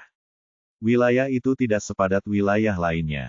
Dengan kecepatannya, dia tinggal menggunakan tangan pembuka harta karunnya untuk membuka kunci rahasia bintang 9, dan sebelum seorang pun bisa bereaksi, dia sudah berada di dalam kereta. Tak seorang pun menyadari kejahilannya yang tak berperasaan dengan sempurna, dan ketika pintu terkunci kembali, ia tinggal menggunakan jimat batas yang didapatnya dari Paul. Itu cukup berguna dalam situasi seperti ini. Walaupun jimat batas sekarang hanya memiliki 2 kegunaan lagi, itu semua sepadan karena dengan Archie dia dapat menyelesaikan misi pekerjaannya. Baiklah, kita tidak punya waktu, jadi aku akan memberitahumu mengapa aku menggunakan jimat berharga untuk mengisolasi diri. S berbicara dengan tenang. Pertama, namaku adalah Sky Stealer. Kau pasti pernah mendengar namaku yang sederhana. Mata Archie terbelalak saat mendengar nama ini. Bagaimana mungkin dia tidak tahu tentang pencuri legendaris yang paling dibenci keluarganya, serta orang yang berani mengungkap rencana jahat putri Kekaisaran Leona di depan jutaan iblis. Sky Stealer sudah menyusup sedalam ini ke dalam Royal Demon Nation sementara semuanya masih mencari di provinsi-provinsi biasa. Pikiran Archie menjadi kacau, dan perasaan takut yang aneh muncul di hatinya. S mengamati reaksi Archie dan tersenyum tipis sebelum melanjutkan, kenapa aku mendekatimu, kau bisa bayangkan. Kalian membuatku sangat sulit bergerak bebas, jadi aku harus bersembunyi di tempat yang tidak akan diduga siapapun. Hati Archie menjadi dingin saat mendengarnya, dan keputusasaan memenuhi matanya. Dia menginginkan wajahku. Bab 529. Jika kau pikir aku ingin wajahmu menggunakan penyamaran, maka kau benar. Itulah salah satu alasan aku ingin menargetkan seseorang dari garis keturunan langsung Grand Demon Duke. S berkata dengan penuh arti. Mata Archie memerah karena marah dan gentar. Dia tahu meskipun S menyelamatkan nyawanya setelah menggunakan penampilannya, dia harus menanggung akibat dari apapun yang S lakukan pada wajahnya setelah itu. Jika saja aku mendengarkan Pak Tua. Rasa sesal terpancar di matanya saat wajah-wajah penuh kasih sayang dari kedua orang tuanya muncul di benaknya, yang selama ini selalu ia anggap remeh. Ia selalu mencibir atau mengejek setiap kali ayah atau ibunya memarahinya. Tetapi sekarang setelah dia tahu nasibnya telah ditentukan, dia mengerti bahwa mereka selalu menginginkan yang terbaik untuknya. S bisa merasakan emosi Archie. Ia tahu semuanya sudah diatur. Pikiran Archie sekarang kacau balau, dan tidak akan ada perlawanan. Ia tahu ia hanya punya satu kesempatan untuk ini. Jika ia gagal, maka misi pekerjaan ini akan berakhir. S berkata dengan dingin, adapun alasanku yang lain, adalah untuk menemukan seseorang yang bisa masuk ke Royal Demon Institute. Menurut pemahamanku, hanya seseorang dengan garis keturunan iblis kelas 7 murni yang memenuhi syarat untuk memasuki tempat itu. Selain itu, ini hanyalah syarat minimum. Institut Iblis Kerajaan adalah tempat suci bagi para jenius ras iblis. Mereka hanya merekrut para elit, dan meskipun memiliki jumlah siswa terendah di antara ketiga institut, mereka adalah yang terkuat karena warisan mereka yang tak tertandingi. Hanya untuk mengikuti ujian mereka, seseorang harus berusia di bawah 100 tahun dan setidaknya harus menjadi penggarap inti Sungai Berlian. Tapi itu bukan urusanku. S berkata sambil terkekeh, kau tahu, aku bisa dengan mudah mencuri wajah murid asli tanpa melalui ujian yang merepotkan atau menemukan seseorang sepertimu dan mengambil risiko yang sangat besar. S mendesah sedih, tapi ini tidak akan berhasil karena aku tahu hampir semua hal tentang Royal Demon Institute, berkat Paul. Karena dia anggota atau pernah menjadi anggota, aku tidak tahu apakah dia dikeluarkan setelah apa yang kulakukan. Bagaimanapun, ini menempatkan saya dalam situasi yang aneh di mana informasi sederhana tidak lagi berguna. Jadi, hanya ada satu jenis informasi tersisa yang benar-benar berguna bagi saya. Kilatan petir gelap melintas di mata dingin S. Apakah kamu memiliki kualifikasi untuk memasuki Institut Iblis Kerajaan? Archie tidak tahu apa yang dimaksud S dengan kata-kata halus itu, tetapi ia mengerti mengapa S menargetkannya. Walaupun dia tidak dapat berbicara, setelah mendengarkan S, dia tidak dapat menahan diri untuk berpikir tentang Institut Iblis Kerajaan karena dia seharusnya pergi ke sana untuk ujian masuk setelah menerobos alam inti Sungai Jiwa Berlian. Namun, ia menunda terobosannya karena alasan ini. Ia tidak ingin pergi ke sana, ia menganggap tempat itu sebagai kurungan untuk kebebasannya. Ia berencana untuk menundanya hingga ia berusia lebih dari 100 tahun dalam 5 tahun. Dan setelah itu ia tidak akan memenuhi syarat untuk mengikuti ujian masuk. Meskipun dia tidak bisa lepas dari nasib pergi ke 3 institut iblis lainnya. Karena itu adalah kewajiban bagi semua iblis di negara iblis kerajaan untuk pergi ke 3 institut setelah mencapai usia 100 tahun. Namun, 3 lembaga iblis lainnya jauh lebih longgar terhadap siswanya dibandingkan dengan institut iblis kerajaan. Archie tidak suka terikat oleh apapun dan dia juga bukan orang yang ambisius. Itulah sebabnya dia tidak ingin pergi ke Royal Demon Institute. Bagaimana krisis Laut Merah merugikan India, Vietnam dan negara-negara Asia lainnya wawasan CNA. Dia juga bisa saja gagal dalam ujian masuk, tetapi dia pikir itu membosankan dan ingin bersenang-senang semampunya sebelum pergi ke salah satu dari 3 institut iblis. Orang tuanya juga tidak mengejarnya karena Royal Demon Institute tidak seperti 3 lembaga lainnya, dan jika tidak ada keberanian, Archie akan dikeluarkan, yang akan menjadi aib besar bagi Soul Life Demon Clan. Itu juga akan berarti pengasingan Archie. Namun siapakah yang mengira keputusannya itu justru menjadi alasan kehancurannya, bukannya kehidupan yang bebas dan mewah. Seperti yang S katakan, menggabungkan ingatan Paul telah menjadi hambatan terbesarnya dalam menyelesaikan misi pekerjaannya. Pada saat itu, dia tidak terlalu memikirkannya karena dia belum siap untuk menyelesaikan misi pekerjaan. Namun setelah melakukannya, dia mengetahui bahwa menggabungkan ingatan Paul bukanlah langkah yang baik karena dia diharuskan mencuri ingatan yang berguna baginya. Menemukan kenangan semacam ini bisa menjadi masalah besar ketika Anda hampir mengetahui segalanya tentang hal-hal yang berguna bagi Anda. S tidak hanya mengetahui tata letak dan lokasi perpustakaan Royal Demon Institute karena Paul merupakan murid senior di sana, tetapi dia juga mengetahui banyak rahasia dan harta karun terkenal dari Royal Demon Nation. Artinya, selain lokasi bola elemen kecuali bola petir, atau harta karun yang sangat memikat bagi S, atau lokasi perbendaharaan klan Adipati Iblis Agung, atau sesuatu yang berhubungan dengan misinya, tidak ada lagi yang bisa membantu S menyelesaikan misi pekerjaan ini. Setelah merenungkannya cukup lama, ia menyimpulkan bahwa jenis ingatan ini akan berguna baginya dan paling mudah diperoleh.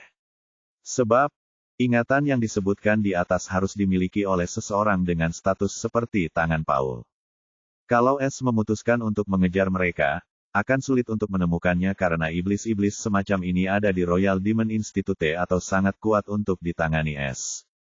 Paul adalah kasus khusus. Orang itu tidak siap dan terkejut oleh S, atau menggunakan soul probing padanya tidak akan semudah itu tanpa melukainya. Terakhir, S tidak punya waktu untuk mencari target seperti itu. Itulah sebabnya dia mempertaruhkan segalanya pada ingatan ini dan akan menemukan iblis seperti Archie karena ingatan ini hanya akan ada pada orang seperti dia. Setan-setan ini merupakan sasaran empuk, dan S dapat dengan mudah menyergap mereka, melakukan pekerjaan cepat tanpa menimbulkan kecurigaan apapun. Kalaupun Archie ternyata jalan buntu, itu tetap saja merupakan situasi yang menguntungkan bagi S karena dengan wajah Archie ia dapat menyusup ke klan dominan suku iblis kehidupan, di mana ia dapat dengan mudah menemukan seseorang dengan ingatan yang lebih berharga. Itulah sebabnya S berbicara lebih dulu, untuk memastikan Archie akan memikirkan hal yang sama. Saat S mengajukan pertanyaan, Soul Probe. Kali ini, benang oranye yang sangat tipis melesat dari glabella S seperti embusan angin dan memasuki glabella Archie. Namun tidak seperti penyelidikan jiwa instan biasa, benang itu tidak hancur. Tetapi benang jiwa oranye itu tiba-tiba bergetar sebelum ditarik kembali dari glabella Archie, tetapi ada gumpalan putih di ujung benang jiwa oranye ini. Saat gumpalan putih ini memasuki glabella es, kurang dari kuat lebih besar dari sama dengan kurang dari kuat lebih besar dari. Kurang dari strong lebih besar dari, host telah mencuri memori secara permanen, kurang dari, strong lebih besar dari. Kurang dari strong lebih besar dari, menganalisis fragmen memori, kurang dari, strong lebih besar dari. Kurang dari kuat lebih besar dari sama dengan kurang dari kuat lebih besar dari. S sangat gembira saat melihat pemberitahuan ini. Setelah dia menganalisis invasi jiwa dan memahami hukum jiwa, pintu kemungkinan baru terbuka ketika menyangkut jiwa dan laut pengetahuan. Meskipun dia tidak memiliki pemahaman lengkap tentang laut pengetahuan, setelah mempelajari invasi jiwa, dia memiliki pemahaman yang cukup tentang bagaimana ingatan disimpan di laut pengetahuan dan jenis-jenis ingatan. Dia benar-benar memahami tujuan sebenarnya dari petunjuk yang dia peroleh dari sistem bertahun-tahun yang lalu. Kenangan itu seperti ikan di laut pengetahuan ini, dan jika seseorang ingin memancing, mereka membutuhkan pancing. Ini sangat membantunya mengembangkan garis jiwa yang unik ini, yang bekerja seperti tali pancing yang dapat menarik kenangan dari lautan pengetahuan. Akan tetapi, kemampuan ini tidak berkembang sepenuhnya karena ia diharuskan membuat orang lain berpikir tentang ingatan yang ingin dicurinya dan mereka harus berpikir jernih, atau ini tidak akan berhasil. Dia merenungkan bahwa selama dia bisa memahami hukum psike lebih dalam, dia bisa mencari jauh di dalam pengetahuan dan mencuri memori permanen seperti sebuah nama. Tepat pada saat ini, suara sistem berbunyi lagi. Kurang dari kuat lebih besar dari sama dengan kurang dari kuat lebih besar dari. Kurang dari strong lebih besar dari, analisis selesai. Kurang dari, strong lebih besar dari. Kurang dari strong lebih besar dari hasil, kurang dari, strong lebih besar dari. Kurang dari strong lebih besar dari persyaratan, 1. Pelajari cara mencuri memori penting dengan penyelidikan jiwa instan. Kurang dari, strong lebih besar dari kurang dari strong lebih besar dari, selesai kurang dari, strong lebih besar dari. Kurang dari strong lebih besar dari persyaratan, 2. Tuan rumah tidak dapat menggunakan penyelidikan jiwa terus-menerus untuk mencari memori penting atau mencuri memori. Lengkap kurang dari, strong lebih besar dari. Kurang dari strong lebih besar dari persyaratan, 3. Target harus lebih kuat dari host. Lengkap kurang dari, strong lebih besar dari. Kurang dari strong lebih besar dari persyaratan, 4. Tuan rumah hanya dapat mencoba 3 kali penyelidikan jiwa instan pada satu target sebelum sistem menganggap target tersebut tidak memenuhi syarat untuk misi pekerjaan. Selesai kurang dari, strong lebih besar dari. Kurang dari strong lebih besar dari persyaratan, 5. Target harus benar-benar melupakan memori yang dicuri oleh host. Lengkap kurang dari, strong lebih besar dari. Kurang dari strong lebih besar dari persyaratan, 6. Memori yang dicuri harus merupakan sesuatu yang penting bagi host, atau memori yang dicuri tidak akan dihitung. Lengkap kurang dari, strong lebih besar dari. Kurang dari kuat lebih besar dari kurang dari, kuat lebih besar dari. Kurang dari strong lebih besar dari penilaian akhir, memuaskan. Kurang dari, strong lebih besar dari. Kurang dari kuat lebih besar dari kurang dari, kuat lebih besar dari.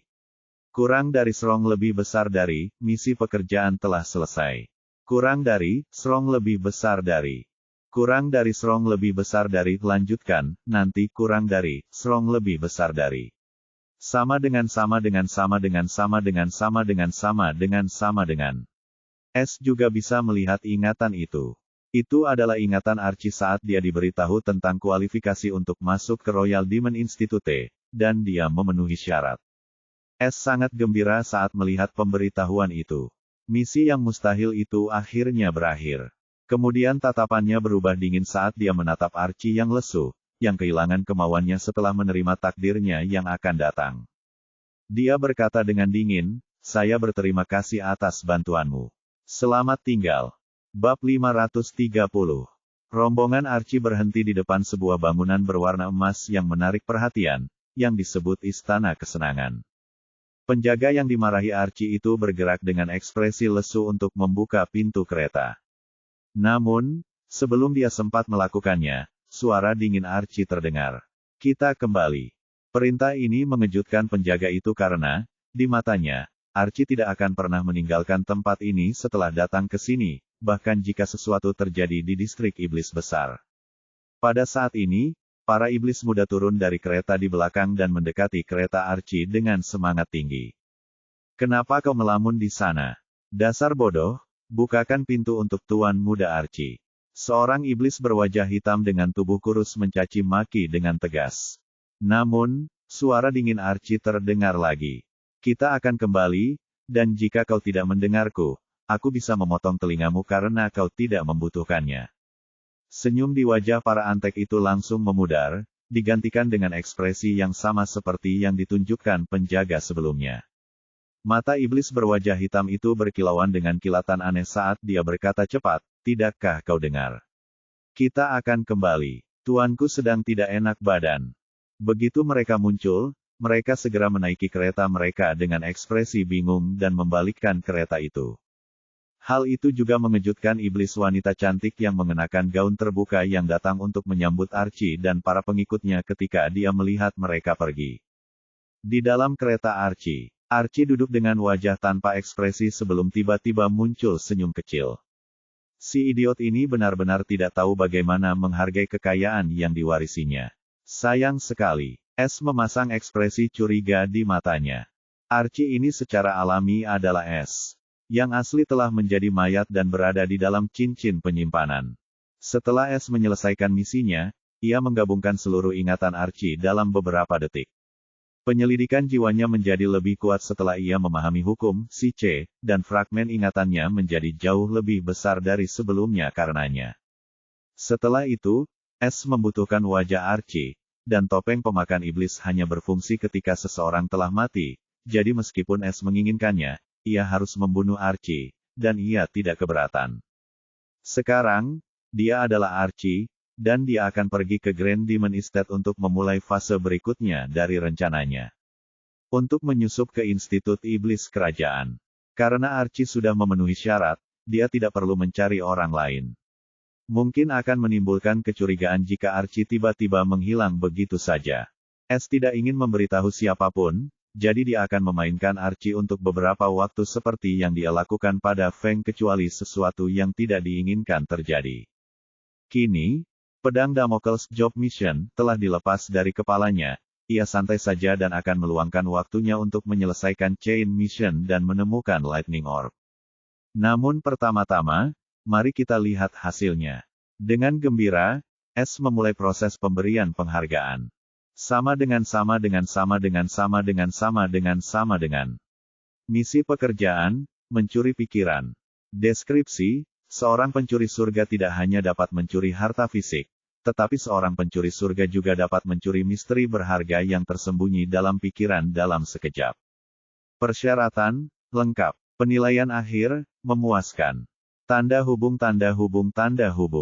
Hadiah. 1. Seni mencuri pikiran, seni kultivasi hukum. Mengeklaim. 2. Pemanggilan simbol pencuri telah dibuka. Catatan, buka simbol pencuri di panel pencuri. 3. Pangkat pencuri menengah baru, pencuri cekatan, telah ditetapkan. 4.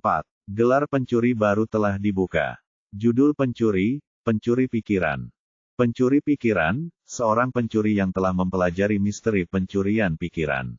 Efek judul, memori apapun yang Anda curi akan memiliki peluang 10% lebih besar untuk menjadi memori paling berharga di laut pengetahuan target. Tanda hubung. Hadiah ekstra. 1. Tudung pencuri trainee telah ditingkatkan menjadi jubah pencuri cekatan. Jubah pencuri cekatan, harta karun rahasia kelas 3. Deskripsi, harta karun yang hanya dapat digunakan dengan ki kegelapan surgawi. Kemampuan, efek defensif tingkat 3, memperbaiki diri, mempertahankan diri, perubahan warna, peningkatan 8% pada keterampilan yang berhubungan dengan pencuri. 2. Gelar murid kegelapan telah ditingkatkan menjadi pengikut kegelapan. Judul pencuri, pengikut kegelapan. Efek judul, mampu meningkatkan kemahiran keterampilan, dan seni kultivasi, yang berhubungan dengan kegelapan sebanyak 1 tingkat kemahiran secara instan. Sama dengan sama dengan sama dengan sama dengan sama dengan sama dengan. Mata S bersinar seperti matahari ketika dia melihat hadiah tambahan. Dia tiba-tiba merasakan tudung pelatihan pencuri yang dikenakannya telah mengalami perubahan misterius, dan terasa lebih nyaman dan aman. Meski perubahannya tidak banyak, namun tetap ada. Adapun peningkatan gelar murid kegelapan menjadi pengikut kegelapan itu adalah anugerah yang sangat besar dan ubin pencuri yang paling kuat dari semuanya. Sebelumnya hanya terbatas pada keterampilan yang berhubungan dengan kegelapan saja, kini bahkan bisa digunakan pada seni kultivasi. S hendak membuka panel pencurinya untuk melihat kemampuan pemanggilan simbol pencuri yang baru saja dibuka. Ia sangat ingin melihat hadiah ini. Namun, pemberitahuan baru berdering. Sama dengan sama dengan sama dengan sama dengan sama dengan. Selamat kepada host karena telah memasuki level pencuri tingkat menengah. Bagian hitungan pencurian telah diatur ulang dan disusun ulang dari tingkat pencuri pemula ke tingkat pencuri menengah. Pencurian di bawah kelas 1 tidak akan lagi diberikan poin pencuri. Tanda hubung tanda hubung tanda hubung. Kondisi baru hitungan pencuri menengah. Persyaratan minimum pencurian tingkat rendah, 10.000 poin pencuri. Persyaratan minimum pencurian tingkat menengah, 100.000 poin pencuri. Persyaratan minimum hitungan pencurian tingkat tinggi, 1 juta poin pencuri. Sama dengan sama dengan sama dengan sama dengan sama dengan. Ekspresi gembira S tampak meredup ketika dia mendengar dan membaca rinciannya. Marah, dia langsung bertanya, sistem, aku bisa terima kenyataan tidak mendapatkan poin pencuri dari barang di bawah kelas 1, tapi mengistirahatkan hitungan pencurianku sebelumnya itu memberatkan. Dia ingat dengan jelas bahwa dia memiliki lebih dari 100 pencurian tingkat menengah dan pencurian tingkat tinggi, tetapi sekarang semuanya hilang hanya karena beberapa pangkat bodoh. Bagaimana mungkin dia tidak merasa tidak percaya dan marah? Sebagai pencuri perantara, tuan rumah harus menunjukkan kepercayaan diri yang luhur dan berhenti memfitnah sistem karena melakukan tugasnya. Garis-garis hitam muncul di dahi S ketika dia mendengar jawaban tanpa emosi ini dan membantah dengan marah. Tapi kamu melakukan pekerjaan yang buruk dengan mengambil hasil curianku yang susah payah aku dapatkan. Namun, tidak ada jawaban yang diberikan, yang membuatnya jengkel. Namun, apa yang dapat ia lakukan selain menyerah? Dia tahu sistem itu kokoh dan tidak akan pernah mendengarkan alasan, tidak peduli seberapa banyak dia membuang-buang napasnya. S mendesah kesal dan membuka panel pencuri untuk menghibur dirinya. Ia berharap pemanggilan simbol pencuri akan sepadan dengan sisa jumlah pencuriannya sebelumnya. Sama dengan sama dengan sama dengan sama dengan sama dengan sama dengan. Panel pencuri. Tanda hubung tanda hubung. Pekerjaan tidak dapat diubah, pencuri.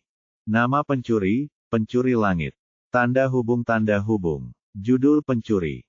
Pengikut kegelapan. Efek judul, mampu meningkatkan keterampilan-keterampilan, dan seni kultivasi, yang berhubungan dengan kegelapan sebanyak 1 tingkat keterampilan secara instan. Pencuri pikiran. Efek judul, memori apapun yang Anda curi akan memiliki peluang 10% lebih besar untuk menjadi memori paling berharga di laut pengetahuan target. Terkenal dan terkenal, menengah. Tahap menengah, terkenal di antara lebih dari 1 miliar bentuk kehidupan. Efek judul, semua orang takut dengan nama Anda, nama pencuri, dan perbuatan Anda bergema seperti guntur di setiap sudut negeri ini. Nama asli Anda, nama pencuri akan menimbulkan 7% ketakutan di hati orang lain selama mereka mengetahui nama pencuri, dan perbuatan Anda. Pembohong dingin, awal. Tahap awal, membuat 10 juta makhluk, hanya para penggarap, sepenuh hati mempercayai kebohongan Anda. Efek judul, ada 5% lebih banyak kemungkinan orang akan percaya sepenuhnya pada kebohongan Anda. Tanda hubung tanda hubung. Pangkat pencuri, pencuri cekatan. Pencurian diperlukan untuk peringkat berikutnya. Rendah, 10.000 pencurian. Tengah, 1.000 pencurian. Tinggi, 100 pencurian. Tanda hubung tanda hubung. Ketenaran pencuri, host dan simbol, seluruh dunia, 1 bintang. Tanda hubung tanda hubung. Simbol pencuri, burung hantu hitam. Kemampuan simbol pemanggilan, 1, baru. 1. Sayap burung hantu gelap awal. Deskripsi, mampu memanggil Wings of Dark Owl. Kemampuan, terbang. Batas, 30 menit. Pendinginan, 7 hari. Catatan, 1 kemampuan dapat ditingkatkan dengan peningkatan simbol pencuri. Catatan, 2 keterbatasan kemampuan dapat dikurangi seiring dengan peningkatan wilayah tuan rumah. Tanda hubung. Misi pekerjaan, 1 baru. Tanda hubung. Bagian hitungan pencurian. Pencurian tingkat rendah, 0. Pencurian tingkat menengah, 0. Pencurian tingkat tinggi, 0. Sama dengan. S menatap kemampuan Dark All-Wing dengan mata terbelalak penuh rasa tidak percaya. Sistem, benarkah aku bisa terbang dengan kemampuan ini? Tanyanya cepat, sama sekali melupakan ketidaksetujuannya terhadap sistem sebelumnya. Hanya 30 menit untuk saat ini. Tayangan ulang sistemnya sederhana dan jelas, tetapi membuat S hampir berteriak kegirangan. Kemampuan terbang adalah impian setiap orang, dan para pembudidaya tidak berbeda. Hanya seorang penggarap kesadaran hukum yang dapat menguasai kemampuan penerbangan tingkat rendah, tetapi S memperolehnya jauh lebih awal, meskipun dalam waktu terbatas. Ini bisa membuat perbedaan besar saat dia melarikan diri, dan hanya penggarap kesadaran hukum yang bisa mengejarnya bahkan jika dia diperhatikan oleh para ahli alam manifestasi. S bahkan ingin segera keluar untuk mencoba kemampuan ini, tetapi dia menahan hatinya yang gembira. Namun, ekspresinya berubah serius ketika dia melihat ada misi baru di panel pekerjaan. Pertama, kau memberiku kebahagiaan, lalu kepahitan. Brengsek, S mengumpat sambil membuka misi dengan ekspresi jelek. Apapun yang terjadi, ia harus siap menghadapi hal terburuk. Sama dengan. Misi pekerjaan. Misi, simbol pencuri menengah. Deskripsi, sebagai pencuri tingkat menengah. Penting untuk memiliki simbol pencuri tingkat menengah yang sesuai dengan status pencuri tingkat menengah. Persyaratan, cetak simbol pencuri di gedung tertinggi di benua iblis perkasa. Tanda hubung. Waktu, 5 tahun. Tanda hubung. Hadiah, simbol pencuri menengah. Tanda hubung. Hukuman kegagalan misi, penurunan peringkat pencuri.